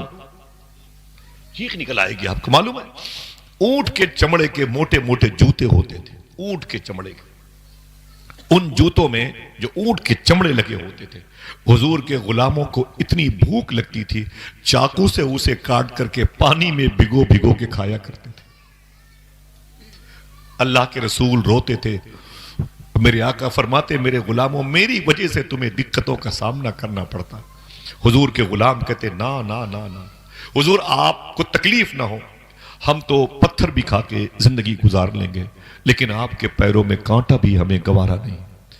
2010 میں سب سے پہلے مدینہ شریف گیا تھا، اس کے بعد سے کئی مرتبے گیا، پھر بغداد شریف یاد نہیں کتنی مرتبے گیا۔ اس وقت میں نے معلوم ہے اس پتھر کو دیکھا تھا جو پتھر حضور بھوک کے عالم میں اپنے پیٹ پر باندھتے تھے، میں نے اس پتھر کو دیکھا ہے۔ آج تک جب وہ یاد آتا ہے نا تو کھانا نہیں اچھا لگتا۔ بہرحال صاحبوں اللہ کے رسول نے 3 سال مشکل کے دور گزارے تھے۔ کبھی کبھی گھر میں سوکھی روٹی ہو تو کھا لیا کرو، کبھی ماں تمہیں کھلائے اپنے ہاتھوں سے تو شکر کر کے کھا لیا کرو. سمجھ رہے ہیں آپ؟ ناشکری اچھی چیز نہیں ہے. حالات کبھی کبھی تبدیل ہوتے ہیں، اور ہو سکے تو اچھے کھانے کی نیت سے کبھی ہوٹلوں پہ مت جاؤ، کبھی کسی کو کھلانے کی نیت سے ہوٹلوں پہ چلے جاؤ. میں نے پوچھا تھا الہ آباد کے درویش سے کہ پہلے لکھنؤ میں یہ شکنتلا، ویدانتا، سہارا، یونانی میڈیکل کالج اور پی جی آئی، یہ بڑی بڑی ہاسپٹل 25-30 سال پہلے تو نہیں تھے، ایک آدھ تھی، لوگ تھے لیکن اتنی بڑی بڑی ہاسپٹل نہیں تھی. پھر مریضوں کو شفا کہاں سے ملتی تھی؟ بولے پہلے اتنے مریض ہی نہیں ہوتے تھے. میں نے کہا کیوں؟ تو بولے پہلی وجہ یہ ہے کہ پہلے کے دور میں لوگ کھلا کھلا کے کھاتے تھے، اب دکھا دکھا کے کھاتے ہیں. یہی وجہ ہے کہ بیماریاں پیدا ہو گئی. کبھی چائے پینے کا دل کہے تو پلانے کی نیت سے چلے جایا. انشاءاللہ بولو، دل سے بولو، دل سے بولو. میرا یہ ٹاپک نہیں ہے، اتنی بات بہت ہے، اتنی بات بہت ہے کہ کھلا کے کھاؤ گے تو انشاءاللہ خوش رہو گے، نسلوں کو اللہ رزق دیتا رہے گا انشاءاللہ. بولے معلوم ہے حضور کی یہ چاروں بچیاں، حضور کی چاروں بچیاں ہیں، اور مکے کی سب سے بڑی پیسے والی عورت حضور کی بیوی ہے. یاد ہے آپ کو؟ ہاتھ اٹھائیں. میں نے بتایا تھا نا آپ کو، سب سے بڑی پیسے والی عورت حضور کی بیوی ہے. نام کیا بتایا تھا میں نے؟ ماشاءاللہ اونچی بولے. یہ جو 8-10 سال کے بچے ہیں بولے بھائی بوجھے، حضرت خدیجہ ہے. معلوم ہے؟ سنیے گا، یہ کوئی توجہ رکھیے گا اپنا. سب سے بڑی پیسے والی عورت ہے خدیجہ. رمضان شریف کی 9 تاریخ آئی، حضور سے بڑی محبت کرتی تھی. آپ لوگ جب چلو گے نا مکہ شریف، انشاءاللہ بولے مدینہ شریف، ایک پہاڑی ہے مکہ شریف میں جو 3500 فٹ کی بلندی پر ہے، اس کو بولتے ہیں غار ہرا. اقرا بسم ربک الذی خلق کی 5 شروع کی آیتیں اسی غار میں نازل ہوئی تھی. ٹھیک ہے، اس کی بلندی 3500 فٹ ہے. کتنی؟ جانے میں 3.5، آنے میں کتنے ہوئے؟ 7000. حضور 27 دنوں تک کے لیے اسی پہاڑ کی گفا میں اللہ کو یاد کرتے تھے. امی خدیجہ کبھی کبھی دن میں 2 مرتبے اس پہاڑی پہ حضور کی خدمت کے لیے جایا کرتی تھی. 14,000 فٹ کی بلندی طے کرنا امی خدیجہ ایک بہت بڑے باپ کی بیٹی تھی. مشکل تھا لیکن اللہ کا فضل ہوا تو مشکل آسان ہو گئی. اتنی بڑی باپ کی اتنی بڑی بیٹی حضور کی خدمت کرتی ہے. ہمارے بڑے باپ کی بڑی بیٹیاں کیا کرتی ہیں؟ سسرال میں روٹیاں اگر ختم ہو جائیں تو ماں کو بتاتی ہیں فون کر کے، کس پٹیچر کے یہاں میری شادی کی ہے، یہاں تو آئے دن کھانے ہی ختم ہو جاتے ہیں. صوفیہ فرماتے ہیں کہ لڑکی کو چاہیے سسرال کے معاملے میں پردہ ڈالنا شروع کر دے، دکھ تکلیف کو پردے میں رکھے اور اللہ کی بارگاہ میں وہیں چپ کے کہہ دیا کرے. ماں باپ سے بتانے میں معلوم کیا ہوتا ہے؟ آپ نے کہا امی وہ کھانا کھا رہی تھی، کیا ہوا بیٹی؟ بھوکی سو رہی ہوں، کچھ نہیں ملا. ماں باپ کے ہاتھ سے نوالے گر جاتے ہیں، پھر یہ FIR کی نوبت آتی، رشتے ٹوٹ جاتے ہیں. سمجھ رہے نا؟ جو نمک روٹی ملے اس پر شاکر رہا کریں، انشاءاللہ اللہ بڑی بلندیوں سے نوازے گا. انشاءاللہ بولیں. اللہ وہاں بھی ہے، وہاں بھی تمہاری دعاؤں کو سننے والا. ایسا نہیں کہ تم سسرال میں ہو تو تمہاری باتیں اللہ مائکے میں ہی رہو گے تبھی سنے گا. وہاں بھی تمہاری دعاؤں پر فرشتے آمین کہیں گے انشاءاللہ. سسرال کے معاملات میں تکلیفوں کو صبر کے ساتھ مقابلہ کرنے کا نام محبت ہے، اسلام ہے. جناب مولا کائنات کی بیوی ہیں فاطمہ طیبہ. جناب مولا علی نے اپنی بیوی فاطمہ سے کہا تھا، اے میری بیوی فاطمہ کیا بات ہے، جب سے میری شادی ہوئی ہے تیرے ساتھ، یہ حسن پیدا ہوا، حسین پیدا ہوا، زینب پیدا ہوئی، محسن پیدا ہوا، لیکن آج تک تو نے مجھ سے کچھ مانگا نہیں. تو مخدومہ فاطمہ کہتی ہیں، سنو میرے شوہر علی، میں اس باپ کی بیٹی ہوں جس نے مجھے مانگنا نہیں بلکہ دینا سکھایا ہے. فخر کرو میری بیٹیوں، ذرا سی سسرال کی تکالیف پہ صبر کرو انشاءاللہ. اپنی بچیوں کو بتائیں گے. تھک گئے ہیں کیا بھائی؟ حضور نے کیا فرمایا؟ النکاح من سنتی. جو 8-10 سال کے بچے بولے النکاح من سنتی. معلوم ہے رمضان شریف کی 9 تاریخ تھی. کہے کی دیکھیں حاجی صاحب بولے، دیکھیں فاروق بھائی، رمضان شریف کی 9 تاریخ تھی. مکے کی سب سے بڑی پیسے والی عورت، تب رمضان کے روزے فرض نہیں تھے، اپنے گھر میں لیٹی تھی.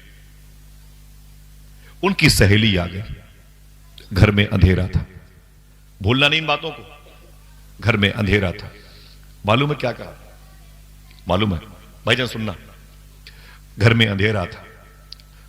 سب سے بڑے 40 اونٹوں پر جن کے لگیج کے سامان لدے رہتے تھے، میں اس لڑکی کی بات کرتا ہوں.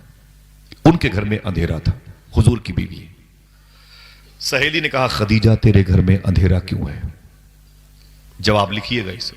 تیرے گھر میں اندھیرا کیوں ہے؟ کہا چراغ نہیں ہے. کہا جلا لیتی؟ کہا تیل نہیں ہے. کہا منگا لیتی؟ کہا پیسے نہیں ہے. پھر ریورس کرتا ہوں میں. مکے کی سب سے بڑی پیسے والی عورت حضور کی بیوی بنی ہے. آج اس کے گھر میں اندھیرا ہے. اس کی سہیلی پوچھتی ہے اے خدیجہ تیرے گھر میں اندھیرا کیوں ہے؟ کہا چراغ نہیں ہے. کہا جلا لیتی؟ کہا تیل نہیں ہے. کہا منگا لیتی؟ کہا پیسے نہیں ہے. کہا خدیجہ تیرے سارے پیسے کیا ہو گئے؟ دوستو سب سے بڑی پیسے والی عورت تھی. تو مخدومہ خدیجہ نے رو کے کہا میں نے اپنی ساری دولت حضور کے نام پہ قربان کر دی ہے. مرہار سنگار تمہیں سے ہے، بگین میں بہار تمہیں سے ہے. ساری پراپرٹی میں نے حضور کے نام پہ قربان کر دی ہے. بولے پھر تجھے کیا ملا؟ دیکھنا کون کہتا ہے سبحان اللہ. تجھے کیا ملا؟ امی خدیجہ کہتی مجھے اللہ کا حبیب مل گیا. اس سے بڑی بات اور کیا؟ دل جس سے زندہ ہے وہ تمنا تم ہی تو ہو، ہم جس میں بس رہے ہیں وہ دنیا تم ہی تو ہو. حضور کی بیوی بستر پہ تھی، تڑپ رہی تھی، بیماری بڑھ گئی. اسی رات میں حضور کی بیوی کا انتقال ہو گیا. چاروں بیٹیاں حضور کی رو رہی تھی. زینب، رقیہ، ام کلثوم اور فاطمہ رو رہی تھی. اللہ اللہ اللہ اماں اماں کہہ کے روتی تھی. حضور باری باری اپنی بچیوں کو تسلی دیتے تھے. بڑی مشکلوں سے رات گزری. صبح کو میرے آقا نے فرمایا ہائے کوئی مکہ شریف میں جو میری خدیجہ کے لیے قبر کھودے. کچھ غلام آ گئے. مالا قبرستان میں حضور کی بیوی کے لیے قبر کھودی جا رہی ہے. حضور خاندان کی عورتوں کے پاس آئے میری بہنوں میری بیوی کا انتقال ہو گیا. کوئی ہے جو میری بیوی کو نہلا دے، غسل دے دے. قبیلے کی عورتیں آ گئی. حضور نے مکے کے بازار سے کفن منگوایا. کسی نے کہا حضور قبر تیار ہو گئی. بیوی کی قبر آپ کی تیار ہو گئی امی خدیجہ کی. سننا غور سے. جیسے حضور نے سنا کہ میری بیوی خدیجہ کی قبر تیار ہو گئی نا، معلوم ہے جذب القلوب پڑھے تو پتہ چلے گا. شیخ عبداللہ محدث دہلوی فرماتے ہیں حضور نے فرمایا آؤ چلے چل کے دیکھتے ہیں میری بیوی خدیجہ کی قبر کہاں بنی ہے. 1.25 کلومیٹر یا 1 کلومیٹر کا فاصلہ ہے حضور کے گھر سے مالا قبرستان. جیسے حضور تشریف لائے اپنی بیوی کی قبر کے پاس، حضور نے چپل شریف اتاری. بیوی کی قبر تیار تھی. بیوی کو بھی گھر میں نہلایا جا رہا تھا. معلوم ہے کیا کیا؟ حضور نے چپل شریف اتاری، اپنی بیوی کی قبر میں اتر گئے اور اپنے کپڑے کو یوں ترتیب کیا اور اپنی بیوی کی قبر میں حضور لیٹ گئے. اور بہت دیر تک حضور روتے رہے. حضور آنسو بہاتے رہے. بہت دیر کے بعد حضور اپنی بیوی کی قبر سے نکلے تو صحابہ نے کہا سرکار کیا بات ہے؟ آپ اپنی بیوی کی قبر میں اتنی دیر تک لیٹے تھے، رو رہے تھے. تو میرے آقا فرماتے ہیں میں اس لیے اپنی بیوی کی قبر میں لیٹ گیا تھا اب اس قبر میں میری خدیجہ کو ڈر نہیں لگے گا.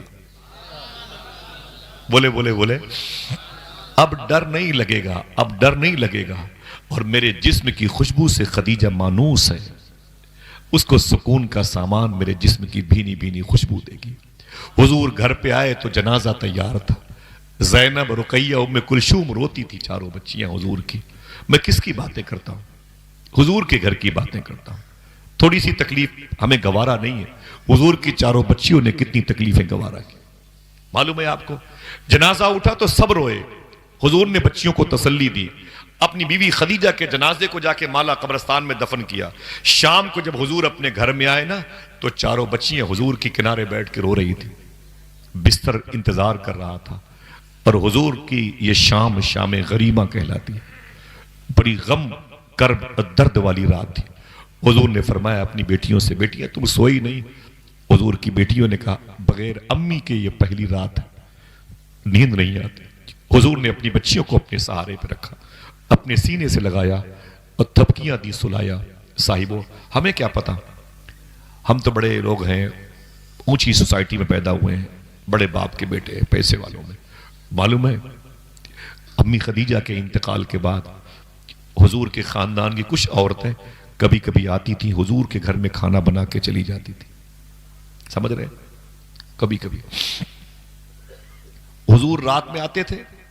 کبھی کبھی زخمی مکے والے حضور کو مارتے تھے بہت. حضور کا لباس خون آلود ہوتا تھا, سر زخم پھٹا ہوتا تھا. سرکار راتوں کو آتے تو حضور کی بیٹیاں اپنے ابو کا لباس دھلتی تھی, حضور کا سپورٹ کرتی تھی. جب حضور فریش ہو جاتے تھے اور تھوڑی سی راحت ملتی تو حضور اپنی بچیوں کو بلاتے, فاطمہ, رقیہ, ام کلثوم, زینب, جی بابا جان کیا بات ہے؟ حضور فرماتے کہ بیٹی کچھ کھایا کہ نہیں کھایا؟ معلوم ہے حضور کی بیٹیاں بولتی تھی ابو کل سے کچھ نہیں کھانے کو ملا, کل سے کچھ نہیں کھانے کو ملا. حضور رونے لگتے تھے. راتوں کو اپنی بچیوں کے لیے حضور اپنے ہاتھوں سے کھانا بناتے تھے اور اپنی ہاتھوں سے ہی اپنے لقمے بنا کے اپنی بچیوں کو کھلاتے تھے. اپنے ساتھ حضور سلاتے تھے. آپ کو ہم کو پتہ ہی نہیں ہے, ہم نے کبھی 100 روپے کسی امام کو نہ دے کے, امام کو دیا نہیں, دے کر کے اس سے پوچھتے کہ ذرا مجھے بتائیں تو صحیح حضور نے اپنے بچوں کو کیسے پالا. کبھی ہم نے 200 روپے دے کے امام صاحب سے نہیں پوچھا حضور نے اپنی بچیوں کی پرورش کیسے کی. سمجھ رہے ہیں؟ ہمیں کھیل کود سے فرصت نہیں ہے, ٹھیک ہے. معلوم ہے پیر کرم شاہ حضری لکھتے ہیں ایک دن اللہ کے رسول صلی اللہ علیہ وسلم رات میں گھر پہ آئے نا تو حضور کی چاروں بچیاں رونے لگیں. میرے آقا صلی اللہ علیہ وسلم نے پوچھا میری بیٹیوں روتی کیوں, روتی کیوں, روتی کیوں؟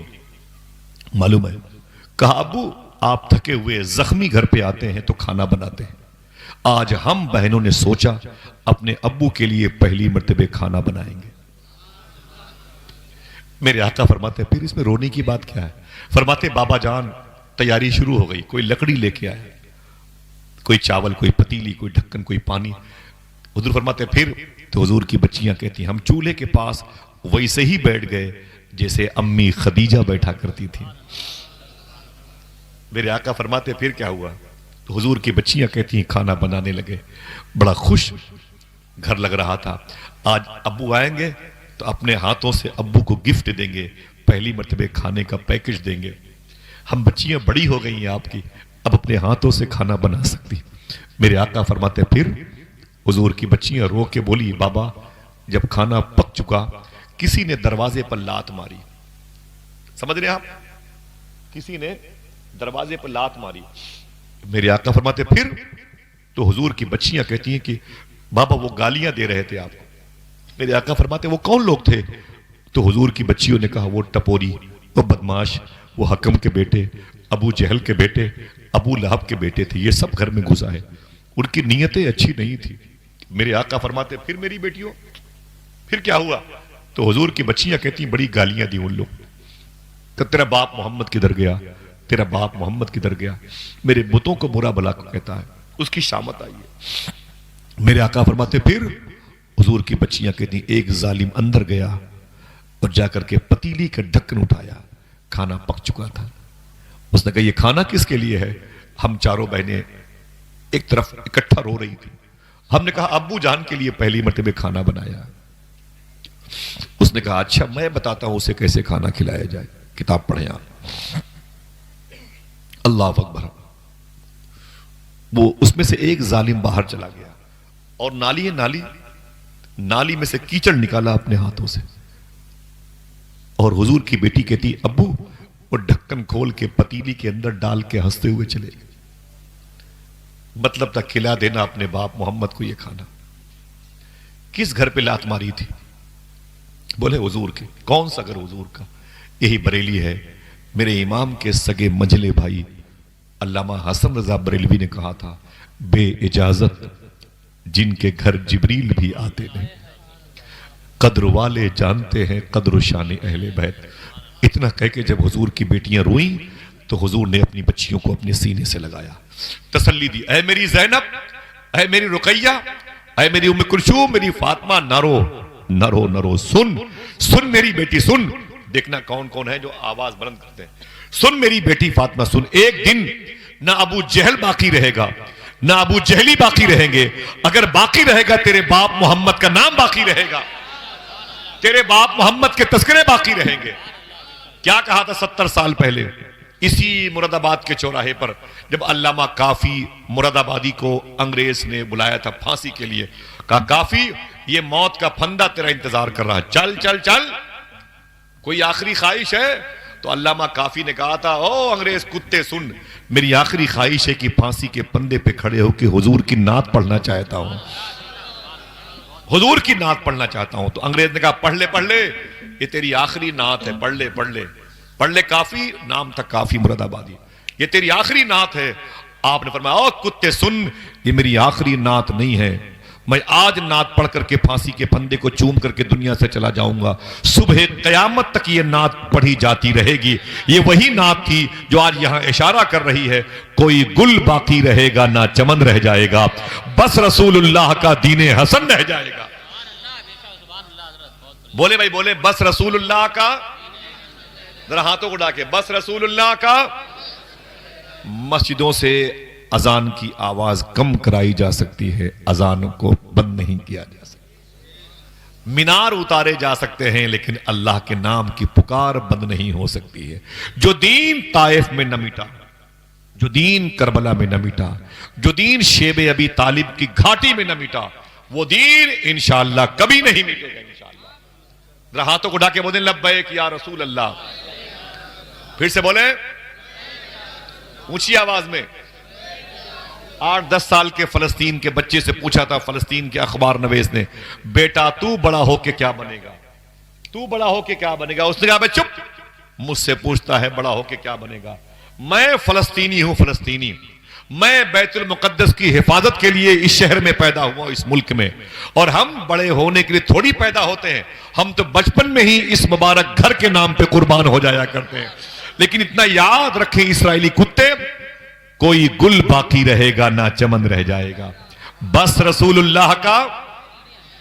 ہاتھوں کو اڑا کے بولے بس رسول اللہ کا. مجھے بتاؤ کہ دین حسن باقی ہے کہ نہیں باقی ہے؟ بڑی کوشش کی گئی تھی اکبر بادشاہ کے دور میں، آخر اس کو رینول کرنے کے لیے سرکار شیخ احمد سرہندی آئے کہ نہیں؟ بد اخلاقی کی حد ہو گئی تھی، آخر اخلاق لے کر کے سرکار وارث پاک آئے کہ نہیں آئے؟ لوگ غریبوں کو ٹھوکریں مارتے تھے، آخر غریب نواز آئے کہ نہیں آئے؟ لوگوں نے تو جبر کرنا شروع کر دیا تھا، آخر کلیر میں صابر پاک آئے کہ نہیں آئے؟ لوگ نفرت کرتے تھے، آخر دلی میں محبوب الہی آئے کہ نہیں آئے؟ مجھے بتائیں آپ، وہابیت اور دیابنا کی صورت میں بڑے بڑے بدعقیدوں کے حملے ہوئے، بتاؤ کہ تمہارے شہر میں اعلیٰ حضرت آئے کہ نہیں آئے؟ کیا مطلب اعلان کیا جا رہا ہے؟ کوئی گل باقی رہے گا نہ چمن رہ جائے گا، بس رسول اللہ کا. اونچی بولے. میں نعرے وغیرہ کم لگواتا ہوں لیکن ایک نعرہ کوئی لگائے درمیان سے، ذرا ہاتھ اٹھا کے جواب دیں. جزاک اللہ.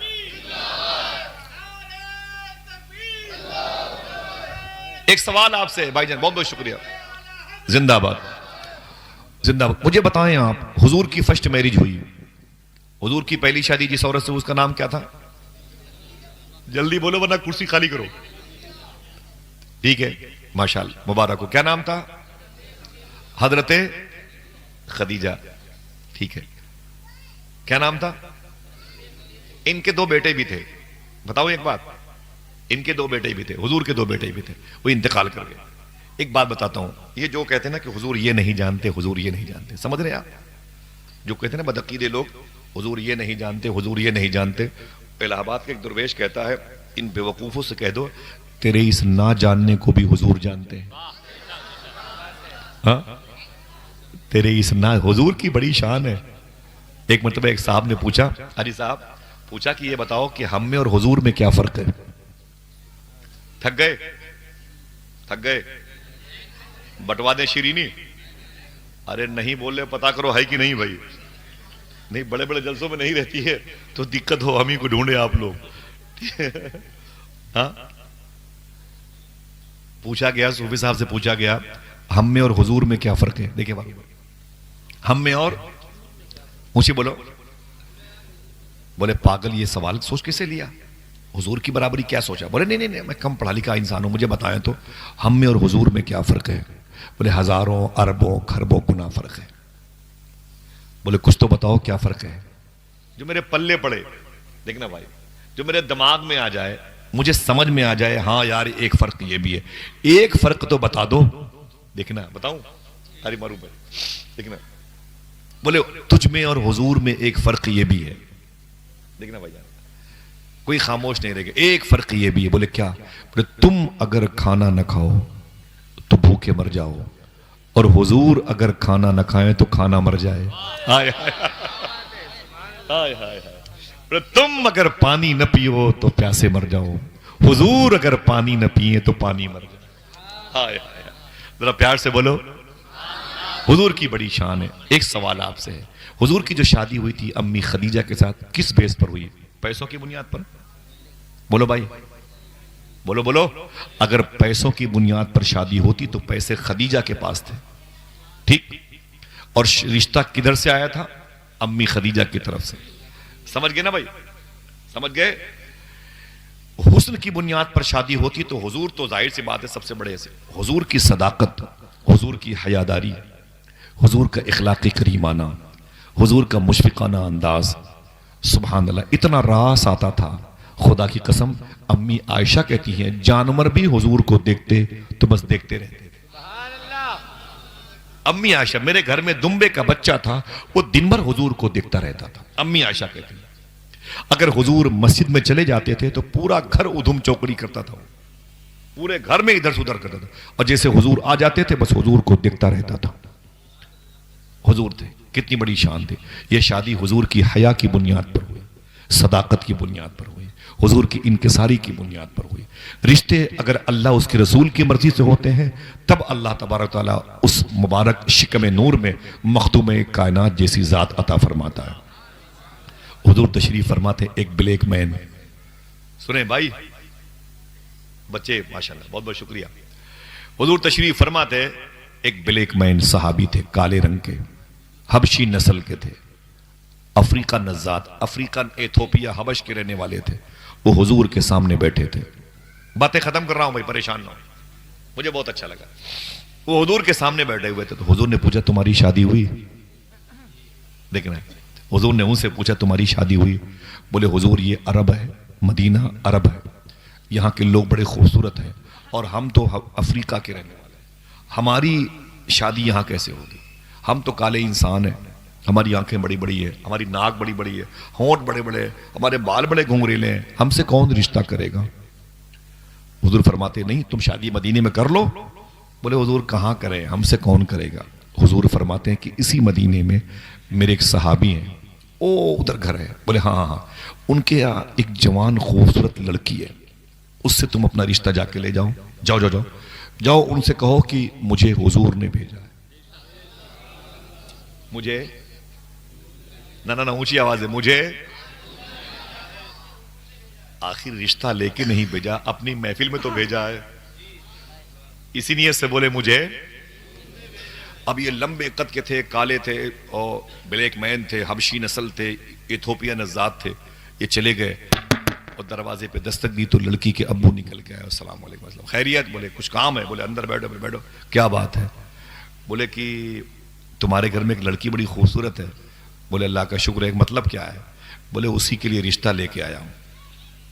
تو لڑکی کے باپ نے کہا چلو اچھی بات ہے، لڑکیاں جوان ہوتی ہیں تو رشتے تو آتے رہتے ہیں، اچھے بتاؤ وہ لڑکا کون ہے؟ سمجھ رہے ہیں؟ وہ لڑکا کون ہے جس سے تم رشتہ لے کے آئے ہو؟ وہ ممبئی کی زبان میں بولے وہ آپن ہے، ممبئی کی زبان میں بولے وہ آپن ہے۔ بولے تم ہو؟ بولے ہاں وہ میں ہوں۔ بولے تم اپنا رشتہ میری بیٹی سے؟ بولے ہاں۔ بولے یہ کیا مذاق ہے؟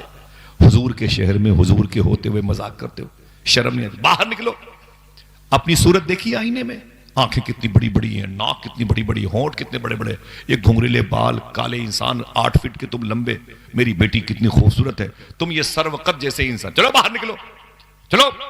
جیسے گیٹ پر آئے نا بولے مجھے حضور نے بھیجا ہے۔ کیا کہا؟ بولے مجھے حضور نے بھیجا ہے۔ جیسے حضور کا نام آیا نا بولے ایسا ہے؟ بولے کیا بات؟ ابھی تم نکل لو یہاں سے، میں اس ٹاپک پر حضور سے بات کروں گا، ابھی تم نکلو یہاں سے۔ میں اس موضوع پر حضور سے بات کروں گا. ٹھیک ابھی جاؤ. جیسے وہ کالے رنگ کے حضور کے غلام آگے بڑھے نا, لڑکی آنگن سے برآمدے میں آ گئی. اس نے کہا ابو کون تھا؟ بولے پتہ نہیں کہاں کہاں سے آ جاتے ہیں. ارے کون تھا؟ ارے وہ تجھ سے شادی رشتہ لے کے آیا تھا. بولے کون تھا؟ بولے وہ تھا وہ حبشی نسل کا, پتہ نہیں وہ کالا انسان تھا. ٹھیک ہے مسلمان ہے لیکن کیا بتاؤں میں, وہ لمبے قد کے تھے, وہ کالے رنگ کے تھے, یہ ان کا ہولیا تھا, وہ بڑے بلیک مین. لڑکی نے کہا پھر؟ بولے میں نے کہا چلو بھائی چلو باہر چلو. بولے پھر؟ بولے دروازے پہ گئے تو بولتے ہیں کہ مجھے حضور نے بھیجا ہے. لڑکی نے کہا کیا؟ بولے دروازے پہ کہہ کے گیا ہے کہ مجھے حضور نے بھیجا ہے. بولے پھر؟ تو باپ نے کہا میں نے کہہ دیا تو چل یہاں سے, اس ٹاپک پر میں حضور سے بات کروں گا, ابھی تم نکل لے. میں نے اسے ہٹا دیا. لڑکی نے معلوم کیا کہا؟ دیکھنا کتنے لوگ سبحان اللہ کہتے ہیں. لڑکی نے کہا ابو اسے بلا لیجیے, اسے بلا لیجیے. اب یہ مت دیکھیے کہ آنے والا کیسا ہے, یہ دیکھیے بھیجنے والا کون ہے. ہائے ہائے ہائے, اب یہ دیکھیے کہ بھیجنے والا کون ہے. ابو میری شادی اسی کے ساتھ ہوگی. بولے نا نا نا نا, ارے اس کو دیکھے گی. بولے اب اس کو دیکھنا ہی نہیں ہے, اب تو اسے دیکھنا ہے جس نے اسے بھیجا ہے.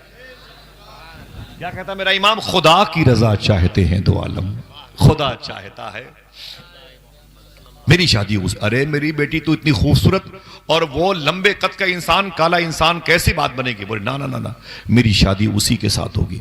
اور جب میں اس کے ساتھ مدینہ شریف کی بازاروں میں گلیوں سے گزروں گی, توجہ ہے, مدینہ شریف کی گلیوں سے گزروں گی نا, میری سہیلیاں کہیں گے یہ کون ہے, یہ کون ہے تیرے ساتھ چل رہا ہے, یہ 8 فٹ 9 فٹ کا انسان کالا کلوڑا کون ہے؟ تو میں کہوں گی یہ میرا ہسبینڈ ہے, میرا شوہر ہے. بولے عجیب پاگل لڑکی, اتنی خوبصورت ہو کر کے ایسے انسان سے شادی کیا. تو میں اپنی سہیلیوں سے کہوں گی سن, تیرے رشتے تیرے پھوپھا نے کروائے, تیرے رشتے تیرے ماموں نے کروائے, تیرے رشتے تیرے باپ نے کروائے, اور میرا رشتہ رسول پاک نے کروایا ہے.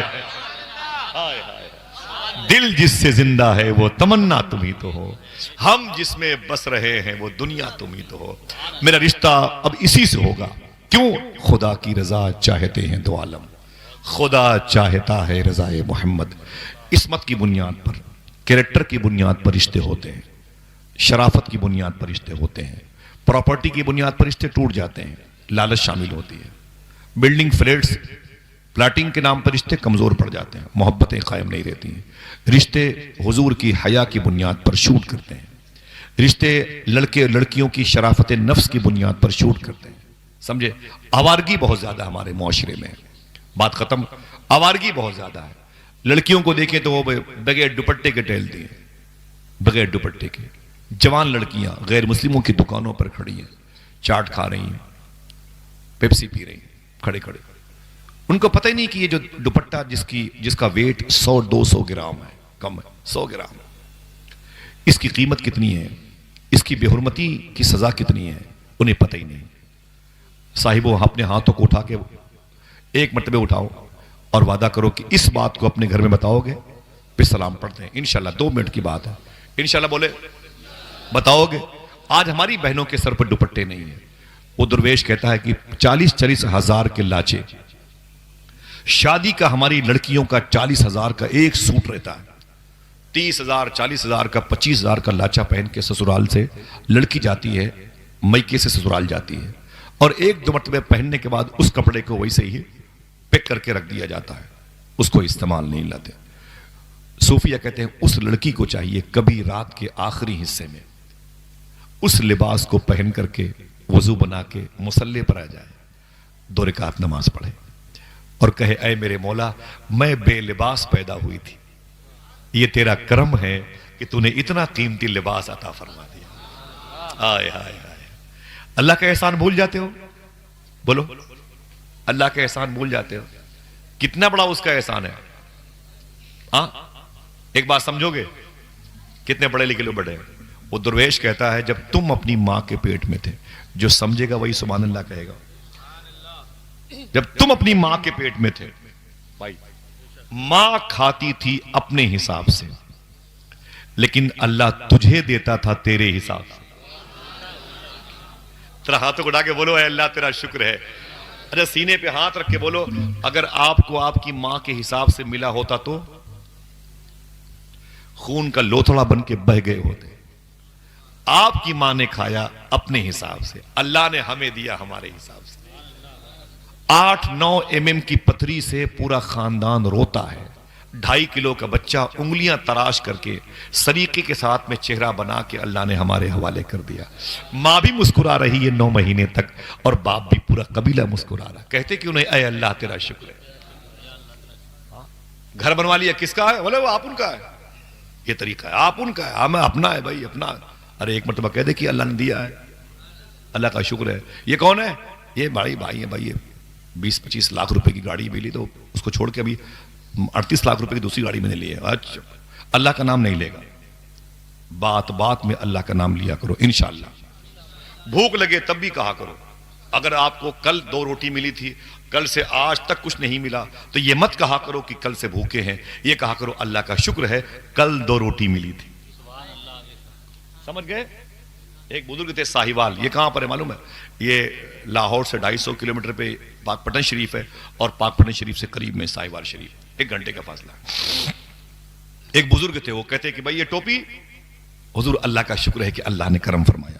اچھا, یہ صدری, اللہ کا شکر ہے کہ اللہ نے کرم فرمایا. یہ جیکٹ, اللہ کا شکر ہے کہ اللہ نے دیا. اچھا ٹھیک.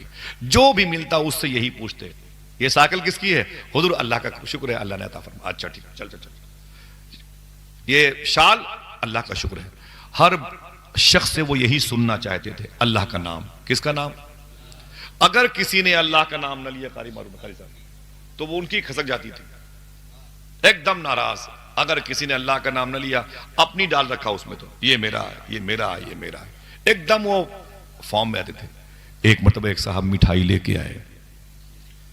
بولے یہ کیا ہے؟ بولے مٹھائی ہے. کس نے بنائی ہے؟ وہ نام نہیں لیا. بولے کس نے بنائی؟ کس نے بنائی؟ بولے حضور میں نے بنائی. اچھا, کسی اور نے؟ اللہ کا نام نہیں لیا. بولے نا میں نے بنائی. بولے اچھا, یہ چوکور کیسے ہے؟ بولے وہ میں نے بنائی, میں نے ایسا بنایا. بولے اچھا, اس کے اندر خوشبو ہے؟ بولے وہ عطر پاشی میں نے کی ہے. کس نے کی ہے؟ بولے وہ سب میں نے. اچھا یار یہ تو بڑی اچھی چیز ہے, کسی اور نے بنائی کیا؟ نہیں حضور, سب. ابھی تک اللہ کا نام نہیں لیا, اپنے نام ڈالے جا رہا ہے. مٹھائی کیسے؟ بولے چوکور. بولے میری وجہ سے. خوشبو میری وجہ سے. بنایا؟ بولے میں نے. بولے یہ نقشہ؟ بولے میں نے پاس کیا. بولے اسے مٹھائی کیوں کہتے ہیں؟ بولے اس لیے کہ میٹھی ہوتی ہے. اب بزرگ کو جلال آ گیا اللہ کے ولی کا. بولے اچھا, اسے مٹھائی کیوں کہتے ہیں؟ بولے اس لیے کہ میٹھی ہوتی ہے. بولے میٹھی کیسے ہوتی ہے؟ بولے ہم نے اس میں چینی ڈالی ہے. پر چینی کہاں تھی؟ بولے میرے پاس رکھی ہوئی ہے. تیرے پاس کہاں تھی؟ بولے بنیا کی دکان سے لایا تھا. بنیا کی دکان میں کہاں تھی؟ بولے وہ ایجنسی سے لایا تھا. وہ ایجنسی میں کہاں سے آئی؟ بولے شوگر فیکٹری سے آئی. بولے شوگر فیکٹری میں کہاں سے آئی؟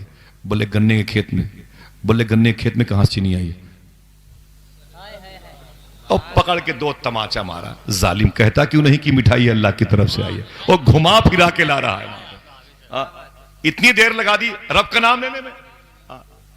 تو اللہ کا شکر ادا کیا کریں انشاءاللہ. بولے اللہ نے آپ کو دیے, بڑی نعمتیں دی, عقیدے دیے, ماں باپ دیے, اور اگر ماں باپ نہیں ہیں تو دعا کرو ان کی قبروں پہ جایا کریں انشاءاللہ.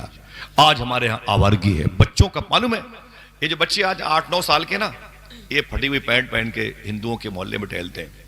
پہلے کے دور میں انہی بچوں کو ہندو مذہب کی عورتیں اٹھا لے جاتی تھیں, ان کے پیروں کو دھل کر کے اپنے گھر کے در و دیوار پر چھڑک دیتی تھی, اور کہتی تھی یہ حضور کی امت کے بچوں کے پیر کا دھون ہے, اللہ شفا عطا فرمائے. آج مسلمانوں کے بچے جن گلی کوچوں سے گزرتے ہیں نا, ہندو مذہب کی عورتیں کہتی ہیں بیٹی اندر چلی جاؤ, جسم کے لٹیرے باہر ٹہل رہے ہیں. اور لڑکیوں کی آوارگی, وہ دوپٹے جو حضور کی بیٹی کی حیا کی نشانی تھے, آج وہ دوپٹے پرس میں رکھے ہوئے ہیں. امام صاحب دکھیں گے تو دوپٹے نکلیں گے, باپ نظر آئے گا تو دوپٹے نکل آئیں گے, گاؤں گھر کے بوڑھے نکلیں گے تو پر سے دوپٹے نکلیں گے. دوپٹہ سر پہ لوڈ ہو گیا ہے. ایک آخری بات کہہ کر کے سلام پڑھتا ہوں, اور دعا کرو انشاءاللہ یہ شادی اللہ قبول فرما لے. کسی موقع پر آؤں گا تو حضور کی 4 بیٹیوں کی شادی کی بات کروں گا انشاءاللہ. بولو آئیں گے ہی نہیں آئیں گے؟ کہاں جائیں گے؟ جہاں رہو گے وہیں آئیں گے انشاءاللہ. ٹھیک ہے, کبھی حضور کی 4 بیٹیوں کی شادی باتیں کروں گا انشاءاللہ. سنیں, یہ دوپٹے اپنی بہنوں سے کہا کرو سر پہ رکھا کریں، اس کی بڑی فضیلت ہے۔ غوث پاک کے روضے شریفہ سے تقریباً 4 کلومیٹر کے فاصلے پر ایک بادشاہ گزرا ہے، اس کا نام تھا ہارون رشید، نام سنا ہے؟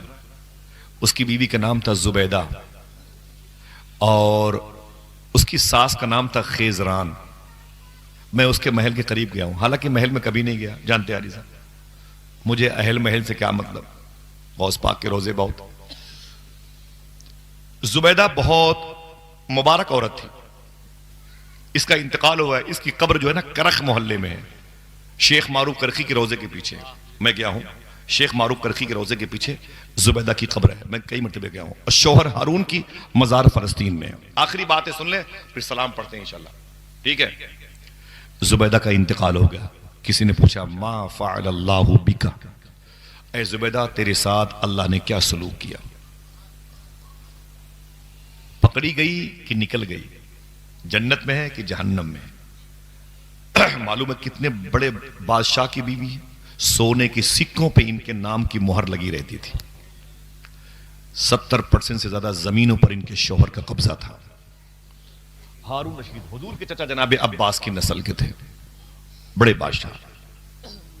آپ سے میں نے وعدہ کیا ہے کہ ان باتوں کو اپنی بہن بیٹیوں کو بتائیے گا انشاءاللہ، بولے۔ معلوم ہے زبیدہ سے کہا کہ یہ بتا پکڑی گئی کہ نکل گئی؟ زبیدہ رونے لگی، بولے جیسے میری روح کو فرشتے میرے جسم سے نکال کر کے اللہ کے حضور کھڑا کر دیا، میری روح کو، میں اللہ کے حضور کھڑی تھی، اللہ نے مجھ سے کہا تو زبیدہ ہے؟ میں نے کہا ہاں میرے مولا۔ اللہ نے کہا سن زبیدہ، تو نے حاجیوں کی سہولت کے لیے نہر زبیدہ کھدوائی تھی؟ میں نے کہا تیری توفیق سے، تیری مرضی تھی۔ میں نے کہا رب نے کہا اچھا یہ بتا تو نے بڑے درود پڑھے ہیں؟ میں نے کہا تیری مرضی تھی۔ اللہ کہتا ہے سن تو نے غریبوں کی خدمت کی ہے؟ میں نے کہا تیری توفیق سے۔ اللہ کہتا ہے تو راتوں کو اٹھ کے قرآن پڑھتی تھی؟ میں نے کہا میرے مولا تیری توفیق سے، سب تیری عطا سے۔ اللہ کہتا ہے تو نے میرے دوست بہلول دانا کی خدمت کی ہے؟ میں نے کہا میرے مولا تیری خدمت کی، تیری توفیق سے، تیری عطا سے، تیری رضا، تیری مشیت سے۔ سننا غور سے، اللہ کہتا ہے اے زبیدہ تیری آج کوئی نیکی تجھے جنت میں لے کے نہیں جائے گی، تیری کوئی نیکی تجھے جنت میں لے کے نہیں جائے گی، تیری ساری نیکیاں یہ رکھی ہوئی ہیں، کوئی نیکی تجھے جنت میں لے کے نہیں جائے گی، نہیں جائے گی۔ میں رونے لگی۔ اللہ کہتا ہے سنیں، اللہ کہتا ہے سننا پلی، بہت پیاری بات ہے، سن لیں ذرا محبت سے بولے۔ باتیں آپ کو میں نے وعدہ کروایا کہ حضور اپنے گھروں کو بتائیے گا انشاءاللہ، بڑی مبارک بات ہے۔ زبیدہ کہتی ہیں اللہ نے کہا سن تیری کوئی نیکی آج تجھے جنت میں لے کے نہیں جائے گی، تو نے اتنی بڑی نہر کھدوائی تھی حاجیوں تک پانی پہنچانے کے لیے، سب نیکیاں رکھی ہوئی ہیں، ایک نیکی تجھے جنت میں لے کے جائے گی۔ میں نے کہا میرے مولا وہ ایک نیکی کون سی ہے؟ میری بہنوں سنو، میری نیکی وہ کون سی ہے؟ اللہ کہتا ہے دوپہر کا وقت تھا، تو اپنے محل کے آنگن میں بیٹھی ہوئی تھی، اچانک تیرے کانوں میں اذان کی آواز آئی، دوپٹے تیرے نیچے رکھے ہوئے تھے اور تیری سہیلیوں کے دوپٹے سب کے نیچے رکھے ہوئے تھے، اٹکھیلیاں کھیل رہی تھی لڑکیاں سہیلیاں، ہنسی مذاق کا دور چل رہا تھا، اچانک تیرے کانوں میں آواز آئی اللہ اکبر کے، ظہر کی اذان کی آواز۔ تو نے کیا کیا زبیدہ؟ فوراً اپنے دوپٹے کو اٹھا کر کے اپنے سر پہ رکھ لیا اور اپنی سہیلیوں سے کہا اے چپ، دوپٹے سر پہ رکھ لو، اذان کی آواز آ رہی۔ بس اللہ کہتا ہے اے زبیدہ سن، یہی نیکی آج تجھے جنت میں لے کے جائے گی۔ پھر سے بولو ذرا سا اپنے ماں باپ کی مغفرت کے لیے، سمجھ رہے میری بات؟ سوچو کہ ایک مرتبہ تھوڑی دیر کے لیے اللہ کے نام کی تعظیم بجا لانے میں جب اللہ جنتوں سے نواز سکتا ہے، اگر یہی دوپٹے ماں کے سروں پہ دیر تک قائم رہ گئے تو حضور کی کتنی امت جنت میں چلی جائے گی۔ میں گزارش کروں گا اپنی بہنوں سے کہ اس کا لحاظ رکھا کریں انشاءاللہ۔ حضور نے کیا فرمایا؟ ان نکاح من سنتی، نکاح میری سنت ہے۔ نکاح اونچی بولیں، میں نے آواز کمزور ہے آپ کی، نکاح فمن رغب عن سنتی، جو اس سسٹم کے خلاف چلے گا فلیس منی، وہ مجھ میں سے نہیں ہے۔ ہاں کتنی مبارک شادی ہے، والد صاحب نہیں ہے لیکن ان کی دعا تو موجود ہے، ان کی رضا تو موجود ہے۔ خدا کی قسم وہ جہاں ہوں گے، یہ اس لیے ہٹائے جاتے ہیں بہت لوگ زمین سے اپنوں کے بیچ سے، کچھ بے چینی کچھ الجھنیں رہتی ہیں، تو حضور فرماتے ہیں تجھے زمین پہ تکلیف ہو رہی ہے، آ جا میرے پاس آ جا، جب مجھے دیکھے گا تجھے سکون مل جائے گا، جب مجھے دیکھے گا تو سکون مل جائے گا۔ بیدم شاہ وارسی کہتے ہیں میں روحوں کی دنیا میں تھا، میں سمجھ رہا تھا میری منزل یہی ہے، پتہ چلا آگے چلو آگے چلو آگے چلو، آدم علیہ السلام کی پشت پہ آیا، میں سمجھا میری منزل یہی ہے، پتہ چلا اور آگے چلو، میں امی حوا کے پیٹ میں آیا، پتہ چلا اور آگے چلو، پھر میں آگے بڑھتا رہا آگے بڑھتا رہا آگے بڑھتا رہا، ایسے ہی میں اپنے دادا کی پشت میں آیا، دادی کے پیٹ میں آیا، پھر باپ کی پشت میں آیا، پھر ماں کے شکم میں آیا، میں سمجھا میں اپنی منزل پہ آ گیا۔ 9 مہینے کے بعد آواز دی چل باہر نکل، پھر باہر نکلا اور نرس کی گود میں آیا، بہنوں کی گود میں آیا، لوگ مجھے کھلاتے رہے، میں سمجھا میری منزل یہی ہے۔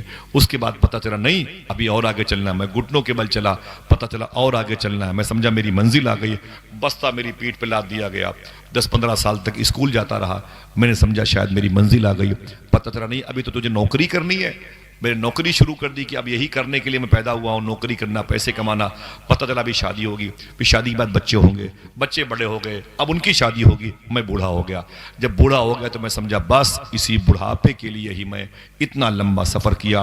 آواز ملک الموت کی آئی خالی کر، اسے بھی خالی کر، اسے بھی خالی کر، مجھے اٹھا کر کے قبر میں لے کے چلے گئے۔ بیدم شاہ کہتے ہیں جیسے میں قبر میں پہنچا سامنے حضور نظر آئے، میں نے یہ شعر کہہ دیا ازل سے لائی ہے ہستی میں آرزوئے رسول، کہاں کہاں لیے پھرتی ہے جستجوئے رسول، کہاں کہاں میں نے ٹریولنگ کی ہے صرف حضور کو دیکھنے کے لیے۔ پتہ چلا حضور ایک ہاتھ کراس کرو سامنے مسکراتے نظر آتے ہیں، ہم نے دعائیں مانگی دکھا دو اپنا چہرہ پیارا پیارا یا رسول اللہ، خدا کا جیتے جی کر لوں نظارہ یا رسول اللہ۔ اپنی آنکھیں پاک رکھا کرے انشاءاللہ، دل سے بولے انشاءاللہ، تنہائیاں مسلمان رکھا کرے انشاءاللہ، ٹھیک ہے۔ 2 کام کرتے رہیں گے، بچوں کے اندر آوارگی، بچیوں کے اندر اور آوارہ پر نہیں آئے گا، معلوم ہے رونا آئے گا آپ کو۔ لڑکی کی شادی ہوئی 3 مہینے کے بعد سسرال میں گھر کے قریب میں ٹھیکہ دیسی شراب سے بیئر کی بوتل خرید رہی تھی، مسلم لڑکی، سمجھ رہے ہیں، پکڑی گئی تو کیوں یہ کیا کیا تم نے بدتمیزی سسرال میں؟ تو کہتی میرا باپ شراب پیتا تھا، وہ فریج میں لا کے بلیک پنی میں رکھتا تھا اور اس کی مہک سے فریج کے سارے سامان عجیب طریقے سے ہوتے تھے، میں نے ایک دن چیک کیا تو مجھے اچھا لگا، مجھ پر نشہ ہو گیا، میں عادی ہو گئی، سسرال میں آ گئی، بیئر نہیں ملتی تھی، بے چین ہو گئی تو نقاب پہن کے خریدنے آ گئی، اس گھر کو آگ لگ گئی گھر کے چراغ سے۔